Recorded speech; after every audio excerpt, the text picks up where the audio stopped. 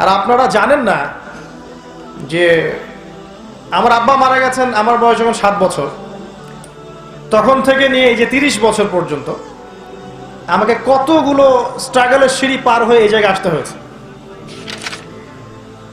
একটু বোঝেন, যারা পর্ন আসক্ত তারা একটা মেয়ের দিকে এই দৃষ্টিতে তাকাতে পারে না যে সে একটা মানুষ।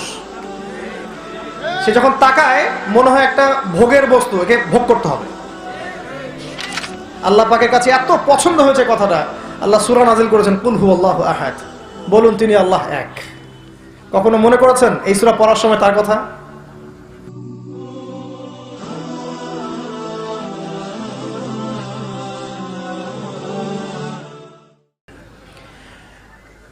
আমার প্রাণপ্রিয় সভাপতি, মাননীয়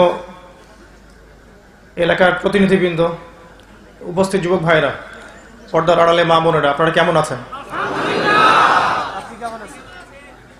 আলহামদুলিল্লাহ আলা কুল্লি হাল ওয়া ফি কুল্লি মাকান। আল্লাহ সুবহানাহু ওয়া তাআলা বলেছেন সূরা ইব্রাহিমের মধ্যে, আউযু বিল্লাহি মিনাশ শাইতানির রাজীম, লাইন শাকারতুম লাযীদান্নাকুম, তোমরা যদি শুকরিয়া আদায় করো, কৃতজ্ঞতা প্রকাশ করো, আমি তোমাদের প্রতি আমার নিয়ামতকে বাড়িয়ে দেব। ওয়ালা ইন কাফারতুম, কিন্তু তোমরা যদি কুফরি করো, অস্বীকার করো, মনে রাখবে ইন্না আযাবি লাশাদীদ, আমার আযাব, শাস্তি বড় কঠিন। আল্লাহ রাব্বুল আলামিন একই সাথে গফুরুর রহিম আবার শাদীদুল ইকাব, তিনি পরম করুণাময় অসীম দয়ালু বটে, আবার সে আল্লাহ পাক কঠিন শাস্তিদাতাও বটে।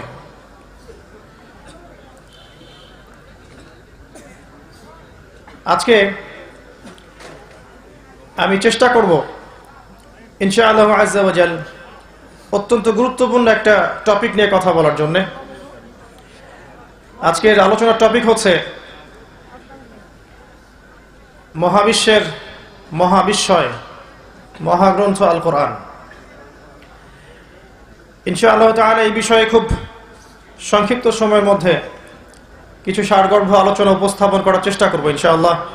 ওয়া মা তাওফীকি ইল্লা বিল্লাহ, আলাইহি তাওয়াক্কালতু ওয়া ইলাইহি উনীব। আল্লাহ রাব্বুল আলামিনের কাছে দোয়া করছি আল্লাহ পাক যেন আমাদের প্রত্যেককে আলোচনা শুনে বুঝে আমল করার তৌফিক দান করেন, আমিন। একটা বিষয় নিয়ে আমরা খুব ভয় থাকি। আল্লাহ রাব্বুল আলামিন সূরা সফের মধ্যে বলেছেন, ইয়া আইয়ুহাল্লাযীনা আমানু লিমা তাকুলুনা মা লা তাফআলুন, হে মুমিনগণ, তোমরা কেন এমন কথা বলো যেই কাজ তোমরা নিজেরাই করো না। তো আসলে অনেক বড় বড় কথা বলা অনেক সহজ, প্রতিশ্রুতি দেওয়া সহজ, ওয়াদা করা সহজ, এগুলোর উপর আমল করা, অঙ্গীকার রক্ষা করা এগুলো কঠিন। আল্লাহ বলেছেন কাবুরা মাকতান ইনদাল্লাহি আন তাকুলু মা লা তাফআলুন, আল্লাহ পাকের কাছে সবচেয়ে নিকৃষ্ট সেই কাজ যা তোমরা বলো কিন্তু করো না। মুসলিম জাতির বর্তমান অধঃপতনের অন্যতম কারণ হচ্ছে কথা এবং কাজে মিল না থাকা। মুসলিম জাতির অধঃপতনের অন্যতম কারণ হচ্ছে অজ্ঞতা, সুশিক্ষার অভাব, দ্বীনি শিক্ষার অভাব, কোরআন সুন্নাহকে দিয়ে বিশ্বকে চ্যালেঞ্জ করার সাহসিকতার অভাব। মুসলিম জাতির অধঃপতনের অন্যতম কারণ হচ্ছে অনৈক্য, বিভেদ, হিংসা, বিদ্বেষ, বিভাজন, অভ্যন্তরীণ ক্রন্দল এবং সেক্টেরিয়াল ডিভিশন, যেটা বলি আমি যে উম্মার মধ্যেই সাম্প্রদায়িক বিভক্তি। আরেকটা কারণ হচ্ছে আত্মশুদ্ধির অভাব। অনেক জানি আমরা, অনেকে অনেক আমলও করেন বটে, কিন্তু আমলগুলো ভিতর থেকে আসে না। ভিতরে নূরের অভাব আছে, বাসিরার অভাব আছে। তো উম্মার সমস্যাগুলোকে ফাইন্ড আউট করতে হবে, প্রথম কাজ এটা। এরপরে আপনি সলিউশনের চেষ্টা করতে পারবেন। তো আমার কাছে মোটা দাগে কয়েকটা প্রবলেম মনে হয়। একটা হচ্ছে অজ্ঞতা, সঠিক পড়াশোনার অভাব, সঠিক কনস্ট্রাকটিভ সিলেবাসের অভাব, জানা অনুযায়ী আমলের ঘাটতি, দুনিয়ার মোহ, অনৈক্য, হৃদয়ে নূর না থাকা এবং কোরআন সুন্নাহকে দিয়ে এই ওয়ার্ল্ডকে চ্যালেঞ্জ করার সাহসিকতার অভাব আছে আমাদের মধ্যে। এগুলো বড় বড় দাগে সমস্যার কথা বললাম। আমরা একটা সমাজের দিকে আপনাকে নিয়ে যাব আজকে। যদিও গতকাল রাতে লক্ষ্মীপুরের মাহফিলে আমি কথাটা বলেছিলাম, অত বড় বিষয় আপনাদেরকে বলবো না, শুধু মূল পয়েন্টটা বলবো যে আজকে থেকে প্রায় 1450 বছর আগে একটা সমাজ ছিল, যে সমাজের মধ্যে মৌলিক মোটা দাগে 5টা পাপ ছিল। কয়টা পাপ ভাইয়েরা? 1 নাম্বার হচ্ছে আশিরক, 2 নাম্বার হচ্ছে রিবা, 3 নাম্বার হচ্ছে খামর মাদক, 4 নাম্বার নারী জাতির অবমাননা, আর 5 নাম্বার রক্তক্ষয়ী গোত্রীয় দ্বন্দ্ব। আবার বলছে, ওই জাহেলি মক্কার দিকে তাকান, যেটাকে আমরা এখন বলি আইয়ামে জাহেলিয়াত, তাই না? ওই আইয়ামে জাহেলিয়াতের দিকে তাকিয়ে দেখেন, সেখানে 5টা মৌলিক সমস্যা ছিল মোটা দাগে। এছাড়া আরো মাইনর অনেক সমস্যা ছিল, সেগুলো মেজর প্রবলেম না। মেজর প্রবলেম 5টা ছিল। শিরক, আল্লাহ পাকের তাওহীদের সাথে শিরক করা, আল্লাহকে ছাড়া অন্যের উপাসনা করা বা আল্লাহর কনসেপ্টকে ডিনাই করা, অথবা মাধ্যম পূজা করা, কবর পূজা করা, মাজার পূজা করা, মৃত মানুষের পূজা করা, এগুলো ছিল আইয়ামে জাহিলিয়াতেও। এখনকার বিশ্বের দিকে যদি আপনি তাকান, দেখবেন এখনকার বিশ্বের প্রধান সমস্যা হচ্ছে শিরক। প্রত্যেকটা ক্ষেত্রে এখন শিরক আছে।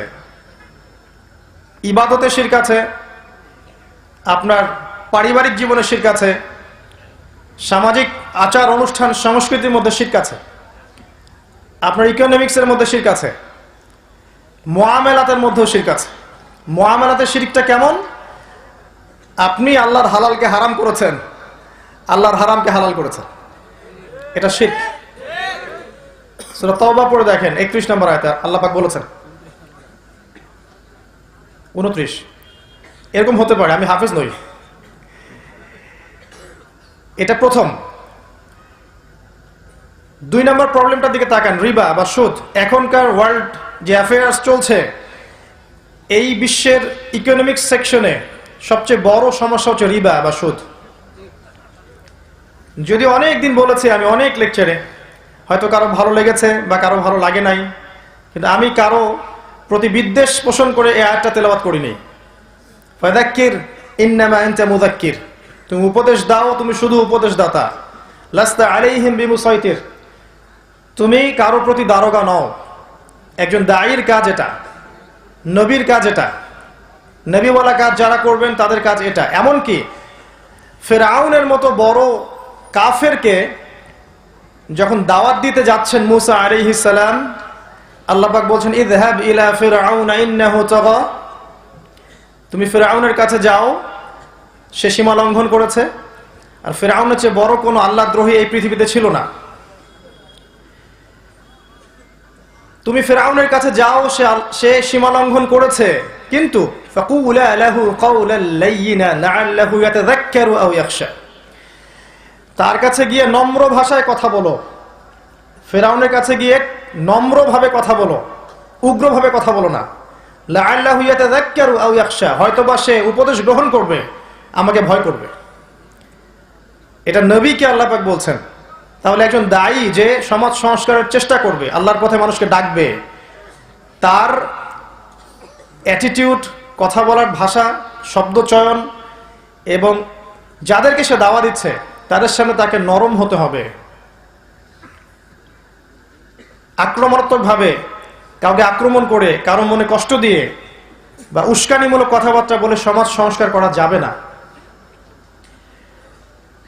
নবী সাল্লাল্লাহু আলাইহি ওয়াসাল্লাম সম্পর্কে আল্লাহ পাক বলেছেন, তুমি যদি কঠোর মনের হতে তাহলে মানুষ তোমার কাছ থেকে সরে যেত। এটা আল্লাহর দয়া তোমার প্রতি যে তুমি কোমল মনের মানুষ হয়েছ। তো আমি অনেক দিন একটা তেলাওয়াত করেছি যে আল্লাহ রাব্বুল আলামিন সূরা বাকারার মধ্যে বলেছেন, ইয়া আইয়ুহাল্লাযীনা আমানু, হে ঈমানদারগণ, ইত্তাকুল্লাহ, তোমরা আল্লাহকে ভয় করো। ওয়াযারু মা বাকিয়া মিনার রিবা, সুদের অবশিষ্ট সব অংশ ছেড়ে দাও, চক্রবৃদ্ধি হারে সুদ খেও না।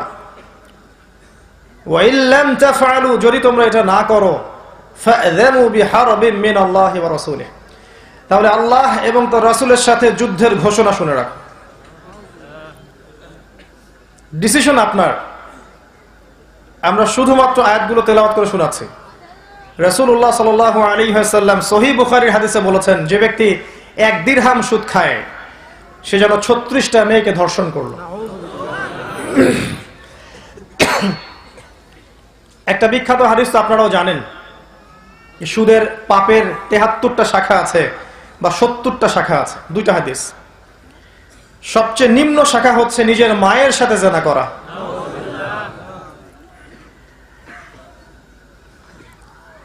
আল্লাহ রাব্বুল আলামিন বলেছেন, আল্লাযীনা ইয়াকুলুনা রিবা, যারা রিবা খায়, সুদ খায়, লা ইয়াকুমুনা ইল্লা কামা ইয়াকুমু ইয়াকুমুল্লাযী ইয়াতাখাব্বাতুহু আশ-শাইতানু মিনাল মাস। যারা রিবা বা সুদ খাচ্ছে তারা কিয়ামতের মাঠে এমন অবস্থায় উঠবে যে দেখে মনে হবে তাদেরকে জিন ধরেছে। জিন ধরা রোগী দেখেছেন কখনো? বাই দ্য ওয়ে, আপনারা তো জিনে বিশ্বাস করেন কিনা? এখনকার এই সভ্যতা তো জিনে বিশ্বাস করে না, এলিয়েনে বিশ্বাস করে। ফেরেশতাতে বিশ্বাস করে না, এলিয়েনে বিশ্বাস করে। জিনে বিশ্বাস করে না, এলিয়েনে বিশ্বাস করে। কারণ জ্ঞানের ডেফিনেশন তাদের কাছে হচ্ছে পরীক্ষা নিরীক্ষা পর্যবেক্ষণের মাধ্যমে যে সিদ্ধান্তে উপনীত হওয়া যায় সেটাই হচ্ছে জ্ঞান। অতএব আপনি আল্লাহ, ফেরেশতা, জিন, কবরের আযাব, মিজান, পুলসিরাত, জান্নাত, জাহান্নাম এগুলোকে আপনি পরীক্ষাগারে পরীক্ষা করে প্রমাণ করতে পারবেন না। দ্যাট ইজ ওয়াই এগুলোর কোনো এক্সিস্টেন্স বা অস্তিত্ব নাই। নাউযুবিল্লাহ। এটা ওদের স্কুল অফ থট, ওদের ফিলোসফিক্যাল থট, ওদের শিক্ষা দর্শন এটা। আর মুসলিমদের শিক্ষা দর্শন হচ্ছে ওয়াকুলিল হাক্কু মির রাব্বিকুম, হক বা সত্য মিথ্যার মানদণ্ড যেটা, সেটা আল্লাহর পক্ষ থেকে আসবে। আল ইলমু মিন ইনদিল্লাহ, জ্ঞান আল্লাহর পক্ষ থেকে আসে। ওয়া আল্লামাল আদামা আসমা কুল্লাহা, আল্লাহ পাক আদমকে প্রত্যেকটা নাম শিখিয়েছেন। আল্লামাল ইনসান মা লাম ইয়ালাম, মানুষকে সেই জ্ঞান শিক্ষা দিয়েছেন যা মানুষ জানতো না। অতএব বাই ডিএনএ সৃষ্টিগতভাবে আমাদের মধ্যে জ্ঞান ছিল না, আল্লাহ আমাদের মধ্যে জ্ঞান ইনস্টল করেছেন। এরপরে এই জ্ঞানটা ছড়িয়ে পড়েছে আদম থেকে, আদমদের সন্তানের মধ্য থেকে। যাই হোক, তো সুদখোরদের অবস্থা হবে এমন কিয়ামতের মাঠে যেন তারা জিনগ্রস্ত, তাদেরকে জিন ধরার মতো অবস্থা থাকবে।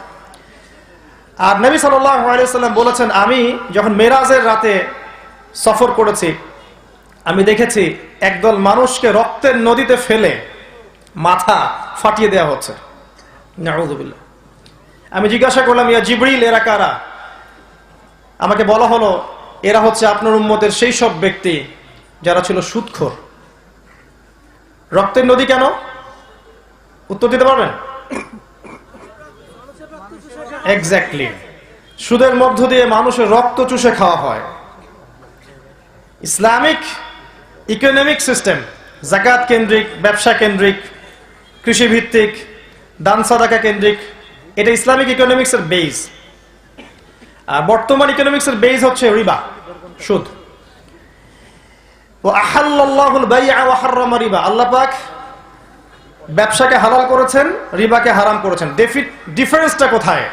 ওরা তো বলছে ইন্নামাল বাই'উ মিসলু রিবা, ব্যবসা সুদের মতোই। আল্লাহ বলছেন আমি ব্যবসাকে হালাল করেছি, রিবাকে হারাম করেছি।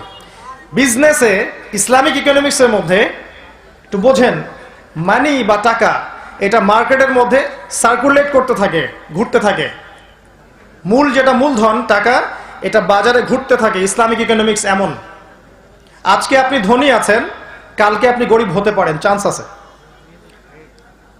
কারণ ব্যবসায় লাভ এবং লসের কি আছে? রিস্ক আছে। চিরস্থায়ী কেউ ধনী থাকতে পারবে না ব্যবসায়, কোনো গ্যারান্টি নাই। আর আজকে যে দরিদ্র সে কাল ধনী হতে পারে, ব্যবসায় এই সুযোগ আছে। ইসলামিক মনিটারি সিস্টেমের মধ্যে মানি বা টাকা মার্কেটের মধ্যে সার্কুলেট করতে থাকে, ঘুরতে থাকে।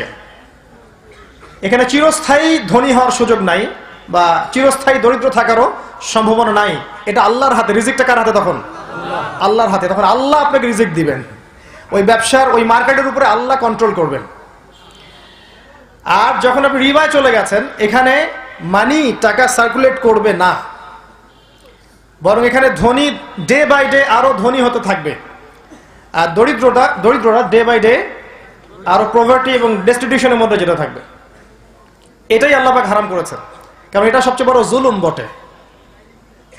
আর যদি এমন হয় ধনীরা ধনী হতেই থাকছে এবং তাদের যাকাতও দিচ্ছে না, তাহলে অবস্থা চিন্তা করেন কি হতে পারে। তো এই হচ্ছে বেসিক ডিফারেন্স। আজকের টপিক ইকোনমিক্স না, না হলে এটা নিয়ে আমি ইনশাআল্লাহ 2 ঘন্টা কথা বলতে পারবো। তো সমস্যাটা হচ্ছে এখানে মানি সার্কুলেট করে না রিবার মধ্যে। এই কারণে ধনীরা চিরস্থায়ী ধনী হতে পারে। এই কারণে ওই সব ধনীদের হাতে কোন কোন ক্ষেত্রে একটা বড় রাষ্ট্র পর্যন্ত জিম্মি হয়ে যেতে পারে। এটাকে বলে ক্যাপিটালিজম বা পুঁজিবাদ। এর অপোজিশনে একটা মতবাদ চালু করা হয়েছিল, যেটাকে আমরা কমিউনিজম বলে থাকি। ওই চায়না এবং রাশিয়া যার উপর দাঁড়িয়ে আছে, যদিও বা এই মতবাদটা 100% ইসলামের সাথে সাদৃশ্যপূর্ণ নয়, অনেক পার্থক্য আছে, তারপরেও এর উপর দাঁড়িয়ে চায়না রাশিয়া উন্নতি করেছে। আজকে সারা বিশ্বের দিকে তাকিয়ে দেখেন, বাজার নিয়ন্ত্রণ করছে কারা? চাইনিজরা। ওরা কিন্তু পুঁজিবাদে নাই, ওরা আছে কমিউনিজমের উপরে। ইকোনমিক্স একটা খুব গভীর সাবজেক্ট, যেটা নিয়ে পড়াশোনা করা উচিত এবং আমাদের মাদ্রাসায় পড়ানো উচিত। রিবার কথা বলতে গিয়ে কথাগুলো বলে ফেললাম, যে রিবা মার্কেটের মধ্যে মানি সার্কুলেট হতে দেয় না। এই কারণে আল্লাহ পাক এটাকে হারাম করেছেন, রক্ত চুষে খাওয়ার মতো। এই জন্য রক্তের নদীতে ফেলে আপনাকে শাস্তি দেওয়া হবে, নাউযুবিল্লাহ। এটা ছিল 2 নম্বর সমস্যা। 3 নম্বর ছিল মাদক। তাকিয়ে দেখেন আজকের বিশ্বের দিকে, তাকিয়ে দেখেন যুব সমাজের সবচেয়ে বড় সমস্যা কি? অধঃপতনের মাদক। যুবকদের অধঃপতনের অন্যতম কারণ হচ্ছে মাদক, পর্নোগ্রাফি, হারাম অ্যাফেয়ার্স, যেটা আমরা খুব পছন্দ করি। এখন কোন কোন ক্ষেত্রে সহি প্রেমও চলছে, নাউযুবিল্লাহ। দিনদার ভাইয়ের সাথে দিনী বোনের প্রেম, এটা সহি প্রেম নাকি? নাউযুবিল্লাহ। তো হারাম অ্যাফেয়ার্স সমস্যা। যুবকদের একটা সমস্যা হচ্ছে পারিবারিক সাপোর্টের অভাব। পারিবারিক সাপোর্টের অভাবে এদের মানসিকতাগুলো বিক্ষিপ্ত হয়ে যায়, হতাশায় তারা ভোগে। যখন তারা হতাশায় ভোগে তখন মাদকের কাছে যায়। গার্লফ্রেন্ডের কাছে সুখ না পেলে তখন মাদকের কাছে আসে, কখনো কখনো মিউজিকের কাছে যায়। এগুলো থেকে যখন চরিত্র খারাপ হয়ে যায় তখন পর্ন দেখা শুরু করে। একটা ছ্যাঁকা খেয়ে গেলে তখন মেয়েদেরকে আর ভালো লাগে না, তখন মনে হয় যে আমি আর বিয়ের সাথে কিছু করব না, সারা জীবন এগুলো খারাপ কাজ করেই বেড়াবো। মেয়েরা আসলে ভালো না, আমি কিন্তু বলিনি মেয়েরা ভালো না। কিছু মানুষ তখন মনে করে যে মেয়েরা আর ভালো না, এখন মেয়েদের সাথে হালাল সম্পর্কের দরকার নাই, খালি হারাম সম্পর্ক করব, জীবনটা পার করে ফেলাবো। ধনীর দুলাল হলে আরো মুশকিল, তখন চলে যাবে বারে, বিয়ার খাবে, হুইস্কি খাবে, অ্যালকোহল খাবে, মারামারি করবে, গুন্ডা মাস্তানি করবে। আর কোনো কোনো ক্ষেত্রে গুন্ডা মাস্তানি করে আবার কেরিয়ারও ভালো হয়ে যায়। অনেক সময় যে যত বড় গুন্ডা হতে পারে তার কেরিয়ার তত ভালো হয়ে যায়। তো এগুলো যুবকদের সমস্যা। একটা কথা বলি এখানে, যে প্রবলেমসগুলো হয়, হতাশা বলেন, মাদক বলেন, পর্নোগ্রাফি বলেন, আপনার হারাম অ্যাফেয়ার্স বলেন, বেকারত্ব, চাকরি পাচ্ছেন না, দারিদ্রতা, ফিউচারের টেনশন, বিয়ে করতে পারছেন না, সবকিছু কঠিন মনে হয়। এগুলো যুবকদেরকে নিয়ে যায় খারাপ পথের দিকে, শয়তানের আনুগত্যের দিকে। তখন তারা মনে করে এখানে গেলে মনে হয় সুখ পাবো, মনে হয় মিউজিকে সুখ পাবো, হয়তো মাদকে সুখ পাবো, বা গার্লফ্রেন্ডের কাছে গেলে সুখ পাবো, বা বড় পলিটিক্যাল পাওয়ার অ্যাচিভ করতে পারলে আমি সুখ পাবো, স্ট্যাটাস বাড়বে। বা অনেকে ধনী হওয়ার জন্য হারাম রাস্তা খোঁজেন, দ্রুত টাকা আর্ন করার জন্য। বিশ্বাস করেন ভাই, এগুলো আপনাকে চিরস্থায়ী সুখ শান্তি দিবে না। এগুলো সাময়িক একটা নেশা দিতে পারে, মাদকের মতো একটা সাময়িক নেশা, ঘোর দিতে পারে। চিরস্থায়ী সুখ শান্তি এবং সাকিনা কে দিবে জানেন? আল্লাহ রাব্বুল আলামিন। তার মাধ্যম হচ্ছে আল কোরআন এবং রাসূলুল্লাহ সাল্লাল্লাহু আলাইহি ওয়াসাল্লামের সুন্নাহ। আপনি সমস্ত এইসব উৎসগুলোকে ছেড়ে ফেলেন, ফেরে হাতের মধ্যে কোরআন ধরেন, দেখবেন মনের মধ্য থেকে প্রশান্তি পাচ্ছেন। কোরআন আপনাকে এত প্রশান্তি দিবে, এত সুখ দিবে, মনে এমন নূর নিয়ে আসবে, সারা দুনিয়া যদি আপনার থেকে দূরে চলে যায় আপনার কিচ্ছু মনে হবে না। আপনার আপনজনরা যদি আপনাকে নাও বোঝে আপনার কিচ্ছু মনে হবে না। আপনি হকের উপর থাকার পর দেখবেন সবকিছু সংকীর্ণ হয়ে আসছে, সবাই আপনাকে ছেড়ে চলে যাচ্ছে, ভালো মন্দ বলছে, পরিবার থেকে বাধা পাচ্ছেন, সমাজ থেকে বাধা পাচ্ছেন, পিতামাতা বাধা দিচ্ছে, গার্লফ্রেন্ড ছেড়ে চলে গেল, চাকরি পাচ্ছেন না, দাড়ি রাখছেন বলে বিয়ে হচ্ছে না, তো দেখবেন আপনার মনে তারপর একটা শান্তি কাজ করবে, কারণ আপনি কোরআন ধরে আছেন। আমি এই কথাগুলো এই জন্য বলতে পারি বিকজ আমি আপনাদের বয়সী, আর আপনারা জানেন না যে আমার আব্বা মারা গেছেন আমার বয়স যখন 7 বছর, তখন থেকে নিয়ে এই যে 30 বছর পর্যন্ত আমাকে কতগুলো স্ট্রাগলের সিঁড়ি পার হয়ে এই জায়গায় আসতে হয়েছে। আমাকে কেউ কখনো একটা ইসলামিক বই হাদিয়াও দেয়নি, বিশ্বাস করলেন? একটা বই, পুরো বংশ মিলে একটা ইসলামিক বই কেউ কিনে আমার হাতে তুলে দেয়নি, এটা পড়ো আল্লাহ তোমাকে হেদায়েত দিবে। আমার এই লেকচার হয়তো তারাও শুনবে, তারাও স্বীকার করবে কথাটা। তবে আমার আব্বা যতদিন বেঁচে ছিলেন, আল্লাহ পাক তাকে জান্নাতবাসী করুন, তিনি আমার শুরুটা করেছিলেন কোরআন দিয়েই, আলহামদুলিল্লাহ। তো এই জন্য আমি আপনাদের সাইকোলজিগুলো ভালো বুঝি। তো এই মাদকটা এখনকার বিশ্বের দেখবেন প্রধান সমস্যা যুবকদের অধঃপতনের। 1 নাম্বার কি প্রবলেম বলেছিলাম? শিরক। 2 নাম্বার সুদ। 3 নাম্বার হচ্ছে এই যে মাদক। আইন দিয়ে, প্রশাসন দিয়ে, পুলিশ দিয়ে লসগুলো বাস্তবায়ন করে কশ্চিনকালেও সমাজ থেকে 100% মাদক দূর করতে পারবেন না, যতক্ষণ পর্যন্ত মানুষের ভিতরটাকে, ইন্টারনাল যে আত্মাটা আছে, এটাকে আপনি আল্লাহর আনুগত্যে না নিয়ে আসতে পারছেন। যখন দেখবেন যুবকরা এসব থেকে মুখ ফিরিয়ে আল্লাহর কোরআনকে ধরেছে হাতে, নামাজ পড়ছে 5 ওয়াক্ত, দান সাদাকা করছে, কোরআন তেলাওয়াত করছে, রোজা রাখছে, দাড়ি ছেড়ে দিয়েছে, টাকনুর উপর কাপড় পরছে, হারাম অ্যাফেয়ার ছেড়ে দিয়েছে, হালাল খাচ্ছে, অটোমেটিক দেখবেন এই যুবক কশ্চিনকালেও মাদকের কাছে যাবে না। কিচ্ছু করতে হবে না, শুধু মানুষের অন্তর জগৎটাকে পরিবর্তন করতে হয়। এটাই ছিল নবীদের কাজ। তারা এসে মানুষের আত্মাটাকে, আমাদের নবী সাল্লাল্লাহু আলাইহি ওয়াসাল্লাম আগে মানুষের মস্তিষ্কটাকে, আত্মাটাকে পরকালমুখী করেছেন, দুনিয়া থেকে পরকালমুখী করেছেন। মানুষকে বুঝিয়েছেন যে তোমাকে মৃত্যুবরণ করতে হবে, কবরে সওয়াল জবাব হবে, জান্নাত জাহান্নামের বিষয় আছে, আল্লাহর সামনে দাঁড়িয়ে তোমাকে জবাবদিহি করতে হবে। এই চেতনা যখন ঢুকবে ভিতরে, অটোমেটিক দেখবেন মানুষ পাপ থেকে দূরে আছে। এরপরও পাপ হতে পারে, তখন পাপের শাস্তি হবে, আইন হবে, বিচার হবে। চতুর্থ সমস্যা ছিল ওই যুগে নারীর অবমাননা। এর কেউ হার মানিয়েছে। ধর্মের নামে আমরা ওদেরকে সম্পত্তি দিচ্ছি না, মুসলিম ধর্মের নামে আমরা ওদেরকে শিক্ষা দিচ্ছি না। নারীরা সারা দেশ চষে বেড়াবে, ফিতনা ছড়াবে না। দিনই মসজিদে আসলে বা দিনই হালাকায় আসলে ফিতনা ছড়াবে, তাই না? আমরা বলছি না এগুলো? শিক্ষা থেকে বঞ্চিত করছি, তাদের জন্য ভালো প্রতিষ্ঠান গড়ে তুলতে পারছি না। শুধু মেয়েরা পড়বে, মানে ছেলেদের ওখানে এন্ট্রান্স থাকবে না, শুধু মেয়েদের জন্য আলাদা স্বতন্ত্র প্রতিষ্ঠান গড়তে পারছি না। একটু ভাবেন, আপনার স্ত্রী বা আপনার বোন, আপনার মা শিখবে কোথায়? দিনটা শেখার মাধ্যমটা কি? আপনি না হয় এখানে আসছেন, অনেক মাহফিলে যাচ্ছেন, মসজিদে যাচ্ছেন, মাদ্রাসায় যাচ্ছেন, আলেম ওলামার সংস্পর্শে যাচ্ছেন, আপনার স্ত্রী কি হবে? আপনার বোন, আপনার মায়ের কি হবে? তো মেয়েদেরকে আমরা শিক্ষা দিতে ব্যর্থ হয়েছি এই দিনের নামে। অল্প কিছু মাদ্রাসা গড়ে উঠেছে মেয়েদের জন্য, সেগুলো কিন্তু ওয়েল কোয়ালিফাইড না, একদম এখনকার যুগ উপযোগী না। এটা আমাদের দৃষ্টিভঙ্গি থেকে মেয়ের প্রতি জুলুম হয়ে গেছে। আর এই হিউজ পপুলেশনকে অ্যাভয়েড করে আপনি কখনো সমাজ সংস্কার করতে পারবেন না। সমাজ তো দূরের কথা, পরিবারই সংস্কার করতে পারবেন না। যতই আপনি মুত্তাকি পরেজগার হন না কেন, স্ত্রী যদি লাইনে না থাকে ভাই, তাহলে আপনিও দেখবেন বেলাইনে চলে গেছে। আর স্ত্রী যদি লাইনে থাকে, আপনাকে আত্মবিশ্বাস দেয়, আল্লাহ ওয়ালি হয়, ইনশাআল্লাহ দেখবেন আপনি বিশ্ব জয় করতে পারবেন।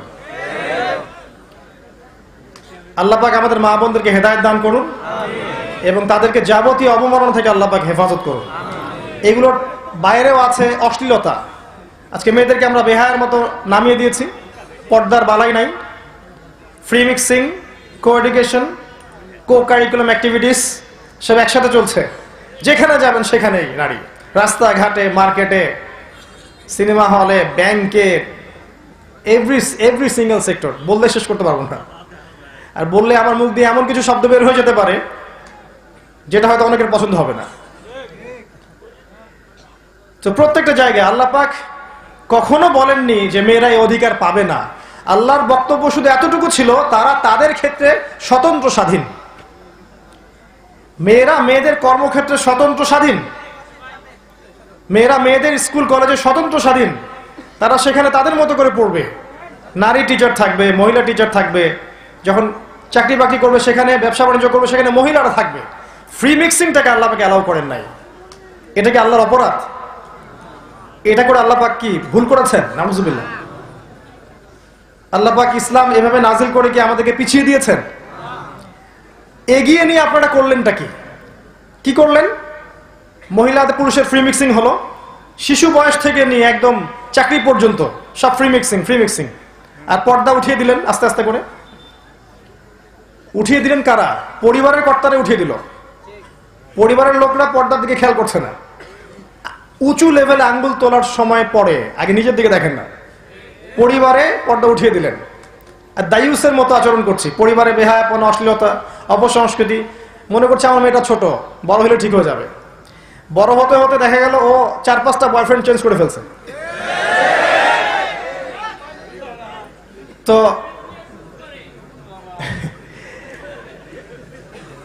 আপনাদের দিকেও আসছি ইনশাল্লাহ।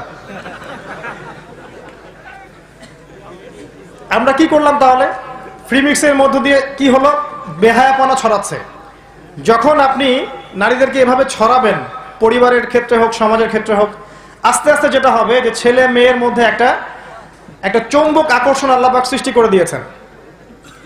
এর ফলশ্রুতিতে দেখা যাবে যে সমাজে দুর্ঘটনা ঘটবে, নারী পুরুষের মধ্যে হারাম অ্যাফেয়ার্স হবে, জেনা বাড়বে, পরকীয়া বাড়বে। আর এই যে পর্নোগ্রাফি যে ছড়িয়ে দেওয়া হয়েছে, পর্নোগ্রাফির মধ্য দিয়ে মানুষকে আর মানুষ রাখা হয় নাই, মানুষকে বানানো হয়েছে পশু।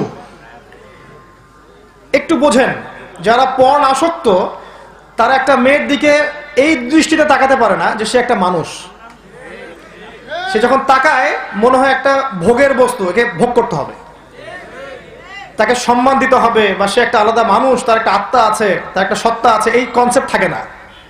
মনে হবে সে ভোগের বস্তু। এটা কিন্তু পরিকল্পিতভাবে সারা বিশ্বে ছড়িয়ে দেওয়া হয়েছে, যাতে করে নারীকে নারী মনে না করে পুরুষরা। এবং যখন এরকম সেন্টিমেন্ট তৈরি হবে তখন ধর্ষণ বাড়তে থাকবে এবং দেখবেন ডে বাই ডে এটা বাড়ছেই আর বাড়ছে। আইন দিয়ে আপনি পারবেন না ডমিনেট করতে যতক্ষণ পর্যন্ত সমস্ত পর্ন সাইট বন্ধ করছেন। রুলস করে যতক্ষণ পর্যন্ত সমস্ত পর্ন সাইট বন্ধ না করছেন, ধর্ষণের সংখ্যা কমবে না। ছেলেদেরকে দোষ দিয়ে লাভ নাই যে ছেলেদের মনে রোগ আছে। যখন একটা ছেলে, এখন তো মেয়েরাও পর্ন দেখে, সবাই, ছেলে মেয়ে সবাই, এরা যখন রাতের বেলা প্রত্যেক রাতে এগুলো দেখতে থাকবে, ওর মাইন্ডসেটটা পরিবর্তন হয়ে যাবে।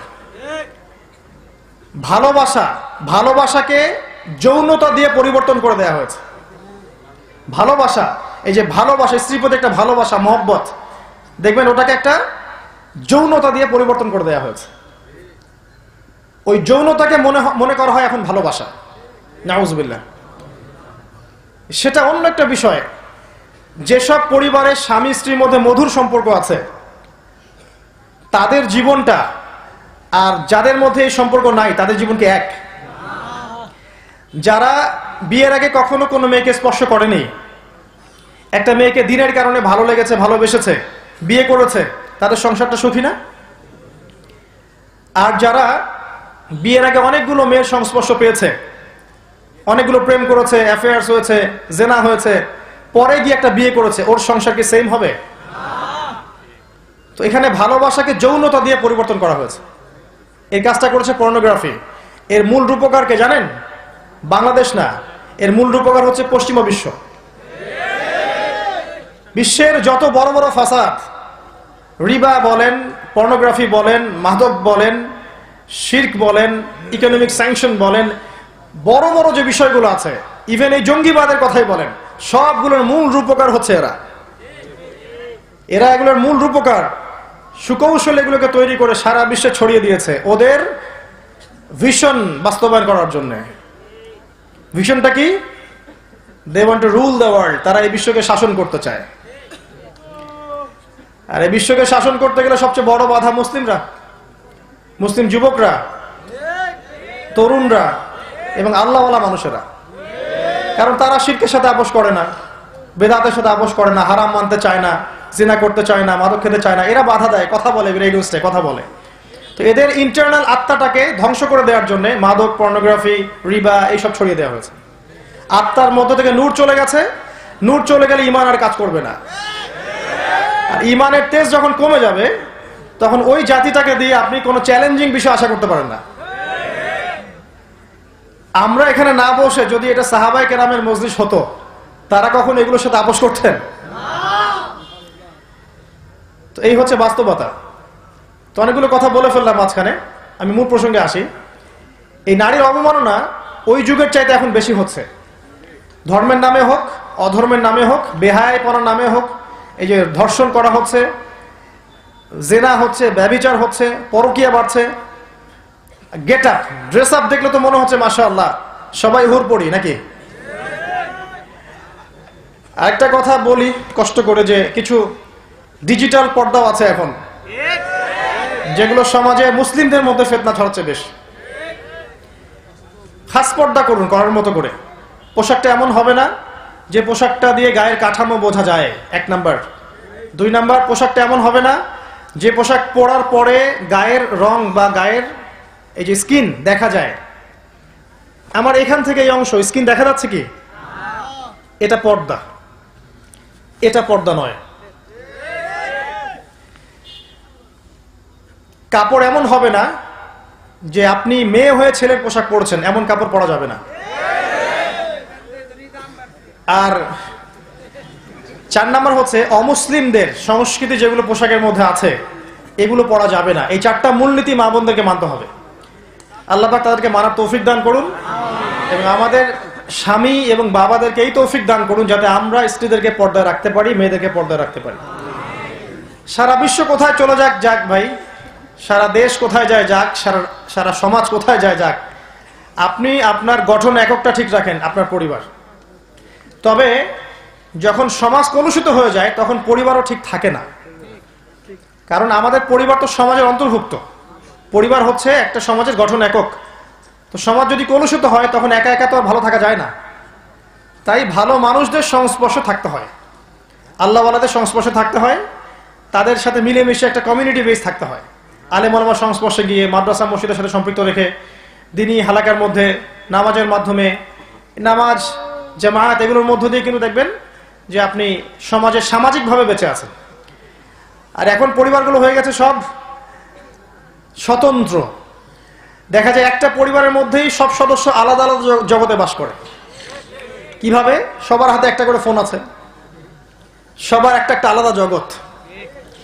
একটা ঘরের মধ্যে বসে সবাই গল্প করছে, দেখবেন সবার হাতে একটা করে ফোন। সবাই আলাদা আলাদা জগতে বাস করছে, একই ছাদের নিচে বস করার পরেও।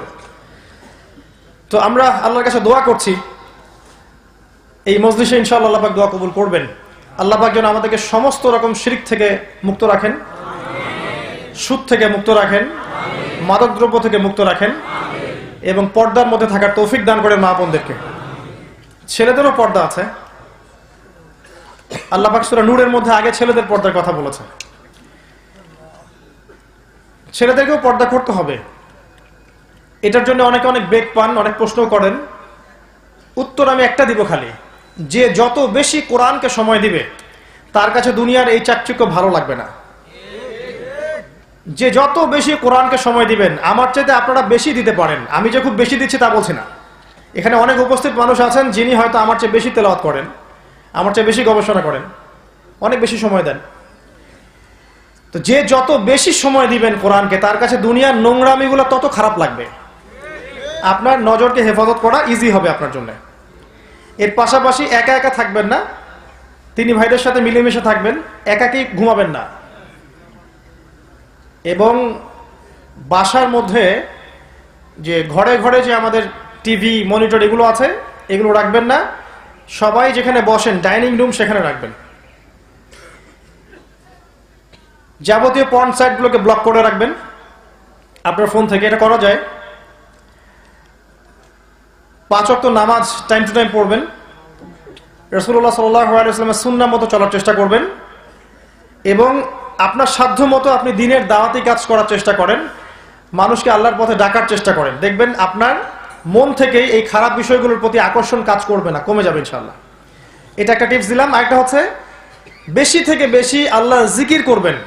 সুবহানাল্লাহ, আলহামদুলিল্লাহ, আল্লাহু আকবার, লা ইলাহা ইল্লাল্লাহ, লা হাওলা ওয়ালা কুওয়াতা ইল্লা বিল্লাহ, এগুলা। পাশাপাশি লা ইলাহা ইল্লাল্লাহু ওয়াহদাহু লা শারীকা লাহু লাহুল মুলকু ওয়া লাহুল হামদু ওয়া হুয়া আলা কুল্লি শাইইন কাদির, এটা। এছাড়াও সকাল সন্ধ্যা যত দোয়া আছে মাসনুন, এগুলো করলে আপনার মনের মধ্যে নূর চলে আসবে ইনশাআল্লাহ। আরেকটা বলবো, মৃত্যুকে স্মরণ বেশি বেশি স্মরণ করলে দেখবেন যে আপনার মনের মধ্য থেকে এই আকর্ষণগুলো উঠে যাচ্ছে। সব উঠে যাবে না তাই বলে আবার, না হলে তো আপনারও সমস্যা। পরে আবার স্ত্রীকে কি দিবেন? কিছু থাকবে, কিন্তু হারাম বিষয়ের প্রতি আকর্ষণ কমে যাবে ইনশাআল্লাহ। আল্লাহ পাক আমাদের সবাইকে হালালের উপর থাকার তৌফিক দান করুন, হারাম থেকে দূরে রাখুন। 5 নম্বর সমস্যা ছিল ওই যুগে রক্তক্ষয়ী দীর্ঘস্থায়ী সংঘাত। গোত্রগুলো ছিল, এই যে বনু হাশেম, তারপরে যে বনু কুরাইজা, বনু কাইনুকা, বনু তামিম, বনু তাইম, আপনার এদিকে বনু মাখজুম, অনেক গোত্র ছিল, অনেকগুলো গোত্র। এই গোত্রগুলোর মধ্যে অল্প মানে সামান্য ইস্যুতেই বড় বড় দীর্ঘস্থায়ী রক্তক্ষয়ী সংঘাত হয়েছে। এই সমস্যাটা কি এখন নাই? এই সমস্যাটা এখন বৈশ্বিক রূপ লাভ করেছে। দেখবেন, খেয়াল করে দেখবেন, এখন ধর্মের মধ্যে আমরা বিভিন্ন দলে বিভক্ত আছে না? পলিটিক্সের মধ্যে আমরা বিভিন্ন দলে বিভক্ত। আবার জিও পলিটিক্সের ক্ষেত্রে দেখেন আমরা বিভিন্ন রাষ্ট্রে বিভক্ত, এবং এক রাষ্ট্র কিভাবে আরেক রাষ্ট্রকে আক্রমণ করে ডমিনেট করতে পারে এই চেতনায় ফিকির করতে থাকে সারা জীবন। এবং কোন কোন ক্ষেত্রে দেখা যায় বিনা অপরাধে নিরীহদের উপর অত্যাচার করা হচ্ছে। এই যে দীর্ঘস্থায়ী রক্তক্ষয়ী সংঘাত আয়ামে জাহিলিয়াতের ওই সুন্নাহ, নাউজুবিল্লাহ, ওইটা এখনো কিন্তু বাস্তবায়িত আছে, বরং এখন আরো অনেক বড় স্কেল এটা পৌঁছে গেছে। তো আমি একটু গুটাচ্ছি এই জায়গা থেকে, যে আমি যে 5টা মৌলিক সমস্যার কথা বললাম, আইয়ামে জাহিলিয়াতে যে 5টা সমস্যা ছিল, 1 নাম্বার আল্লাহর সাথে শিরক করা, 2 নাম্বার কি রিবা বা সুদ, 3 নাম্বার মাদকদ্রব্য, 4 নাম্বার নারী জাতির অবমাননা, আর 5 নাম্বার কি দীর্ঘস্থায়ী রক্তক্ষয়ী সংঘাত। এগুলো কিন্তু বর্তমান বিশ্বেও মৌজুদ আছে। আপনাকে 2 চোখ দিয়ে দেখতে হবে, বাইরের চোখ আর ভিতরের চোখ। এখন প্রশ্ন হচ্ছে যে এই যে যুগটা ছিল, এই যুগটা কেমন করে পরিবর্তন হলো? উত্তর, এই যুগটা পরিবর্তন হয়েছে কোরআনের আলোয়। ওই যুগটা পরিবর্তন হয়েছে কোরআনের আলোয়। একটু দেখাবো কিভাবে। রাসূলুল্লাহ সাল্লাল্লাহু আলাইহি ওয়াসাল্লাম এই যুগেই জন্ম নিয়েছিলেন, তাই না? জন্ম নেওয়ার পরেও কিন্তু তিনি ওই যুগের স্রোতে গা ভাসিয়ে দেননি। তিনি আগে থেকে ভালো মানুষ ছিলেন, এতিমের খোঁজ খবর নিতেন, কখনো শিরক করেন নাই, স্ট্যাচু ওয়ার্শিপ করেন নাই, কখনো তিনি মাধ্যম পূজা করেন নাই, কখনো সুদের ধার কাছে যান নাই, মাদক খান নাই, জেনার ধার কাছে যান নাই। এতিমের খোঁজ নিয়েছেন, বিধবার খোঁজ নিয়েছেন, অসহায়ের পাশে দাঁড়িয়েছেন। যাবতীয় চারিত্রিক গুণাবলীতে তিনি আগেই বলিয়ান ছিলেন, আগে থেকেই। আল্লাহ পাক সূরা কলামের মধ্যে বলেছেন না, ইন্নাকা লাআলা খুলুকিন আযীম, আপনি মহান চরিত্রের অধিকারী। এই সমাজে জন্ম নেওয়ার পরে তিনি সমাজের এই বিষয়গুলোকে মেনে নিতে পারলেন না। এক পর্যায়ে কিন্তু হিলফুল ফুজর তৈরি করেছিলেন, তাই না? কিন্তু মানুষের মস্তিষ্ক প্রসূত জ্ঞান দিয়ে আসলে সমাজ সংস্কার করা যায় না, এটাই বাস্তব। এই জন্য নবী সাল্লাল্লাহু আলাইহি ওয়াসাল্লাম শতভাগ সফল হয়েছিলেন এটা আমরা বলতে পারছি না, কারণ সমাজের সমস্ত সমস্যা তিনি তখন দূর করতে পারেননি। এরপর যখন তার বয়স 40 হয়ে গেল, সমাজ থেকে তিনি ডিসকানেক্টেড থাকতে লাগলেন, তাই না? আপনারা সিরাত তো পড়েছেন, পড়েন নাই? রাসূলুল্লাহ সাল্লাল্লাহু আলাইহি ওয়াসাল্লামের জীবনে একটা বার কারা কারা পড়েছেন হাত তোলেন। আপনারা সংখ্যাটা একটু দেখেন। বাস্তবতা হচ্ছে এটা, বাস্তবতা যখন এমন, তখন আল কোরআনের আলো ঘরে ঘরে জ্বলবে না। বাস্তবতা যখন এমন, তখন আল কোরআনের আলো ঘরে ঘরে জ্বলবে না, বিশ্বে জ্বলবে না। যখন এই প্রশ্নের উত্তর দেওয়ার জন্য সবাই হাত উঁচু করবেন, যে আমরা সবাই রাসূলের জীবনী একবার পড়েছি, সবাই কোরআন একবার খতম দিয়েছি অর্থসহ, সবাই দিনের বেসিক জ্ঞান অর্জন করেছি, ঠিক আছে, সবাই আল্লাহর হালালকে হালাল জেনেছি, হারামকে হারাম জেনেছি, তখন দেখবেন আল কোরআনের আলো সব জায়গায় জ্বলবে, তার আগে জ্বলবে না। তো রাসূল সাল্লাল্লাহু আলাইহি ওয়াসাল্লাম যখন এই 40 বছরে আসলেন, তখন সমাজ থেকে ডিটাচ থাকা শুরু করলেন। অল্প কিছু খাবার নিতেন, নিয়ে গুহায় চলে যেতেন। হেরা গুহায় বসে তিনি ধ্যান করতেন, আল্লাহকে ডাকতেন, এবং এই সমস্যা কেমন করে সলভ করা যায় এই চিন্তা ফিকির করতেন। এবং তার স্ত্রী খাদিজা রাদিয়াল্লাহু আনহা তাকে হেল্প করতেন, খাবার দিয়ে আসতেন। আপনারা হয়তো যারা হজ উমরা করতে গিয়েছেন তারা দেখেছেন যে গারে হেরা কত উঁচু, দেখেন নাই? এত উঁচু, উঠতে আর নামতেই 2-3 ঘন্টা সময় চলে যাবে। এত উঁচু পথ খাদিজা রাদিয়াল্লাহু আনহা একজন মহিলা হয়েও ওঠানামা করেছেন তার স্বামীর স্বপ্ন বাস্তবায়নে সাহায্য করার জন্য। খেয়াল করেছেন? তাই ঘরের মধ্যে একটা নেককার স্ত্রী থাকলে আপনি দুনিয়াতে জান্নাতে থাকবেন ইনশাআল্লাহ। আর ঘরে যদি একটা বদকার স্ত্রী থাকে তাহলে দুনিয়াতেই আপনি জাহান্নাম। খাদিজা রাদিয়াল্লাহু আনহা ছিলেন তার প্রেমময় প্রিয়তম স্ত্রী, যার কথা তিনি শেষ বয়সে গিয়েও বলতেন। আর আয়েশা রাদিয়াল্লাহু আনহা একটু ঈর্ষা করতেন, আপনি কেন তার কথা বলেন, যার দাঁত পড়ে গিয়েছিল, বয়স হয়ে গিয়েছিল। রাসূল সাল্লাল্লাহু আলাইহি ওয়াসাল্লাম বলতেন, আয়েশা তুমি তাকে ভালো মন্দ বলো না, কারণ যখন কেউ আমার প্রতি ঈমান আনেনি তখন খাদিজা আমার প্রতি ঈমান এনেছে। তাই কষ্টের সময় সাথীদেরকে ভুলে যাবেন না। কষ্টের সময় সাথীরাই হচ্ছে আপনার প্রকৃত বন্ধু। সুখের সময় অনেক মানুষ পাশে আসবে, তাকবীর দিবে, আল্লাহু আকবার বলবে, স্লোগান দিবে। বিপদের সময় দেখবেন কেউ নাই পাশে। আর এই জন্য আমি বলি একটা কথা বারবার, যে আল্লাহ ছাড়া আপন বলতে আসলে কেউ নাই। আল্লাহকে আপন করে নেন, সব আপনার হয়ে যাবে ইনশাআল্লাহ। আল্লাহকে পর করে অন্যদেরকে আপন করতে যান, সব ভেস্তে যাবে, কিছু থাকবে না। তো যাই হোক, রাসূল সাল্লাল্লাহু আলাইহি ওয়াসাল্লাম ওই গুহায় বসে চিন্তা করতেন কিভাবে এই সমাজটাকে পরিবর্তন করা যায়। ঠিক তখন আল্লাহর পক্ষ থেকে ওহী এসেছে।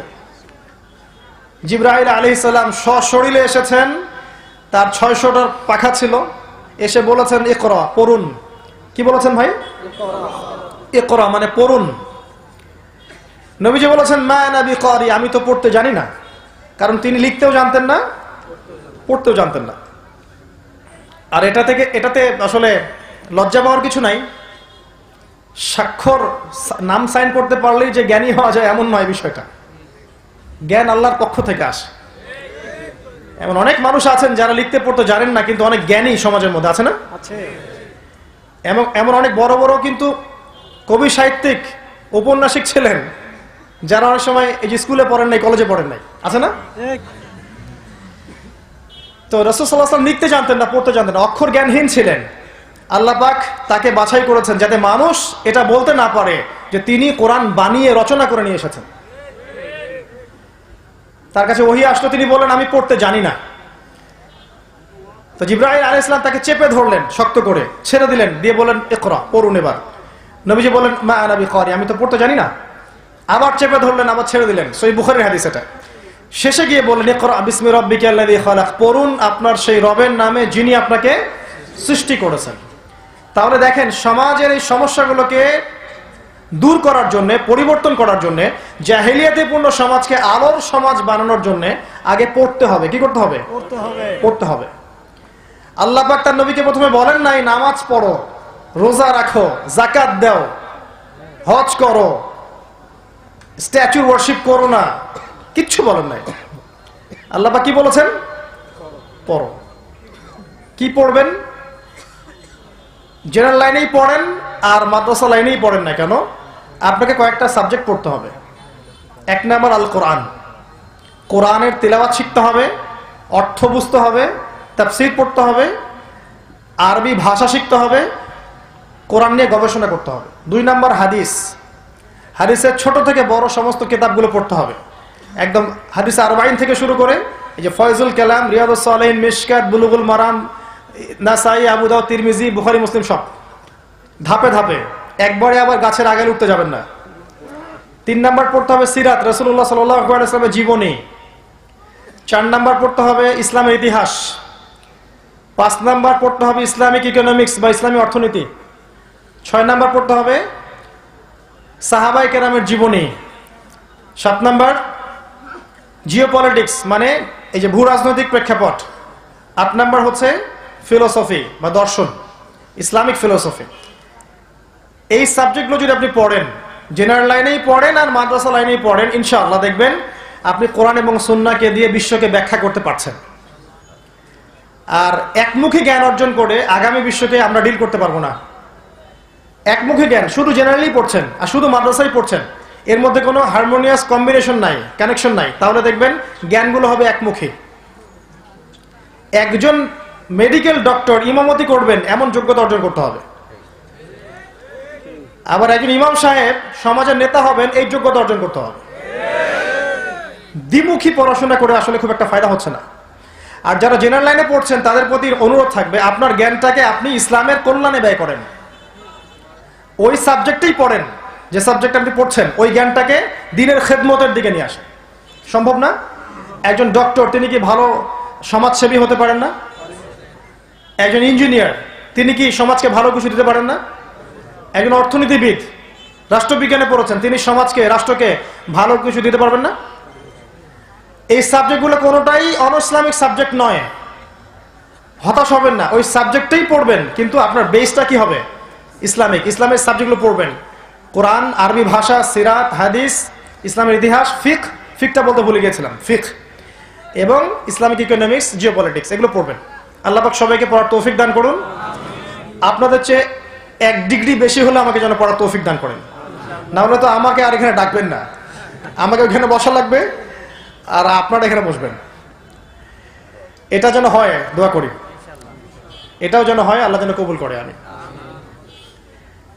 তো রাসূল সাল্লাল্লাহু আলাইহি ওয়াসাল্লামকে প্রথম পড়তে বলা হয়েছে। এবার খেয়াল করে দেখেন, এই ওহীটা আসলো কখন? যখন তার বয়স 40।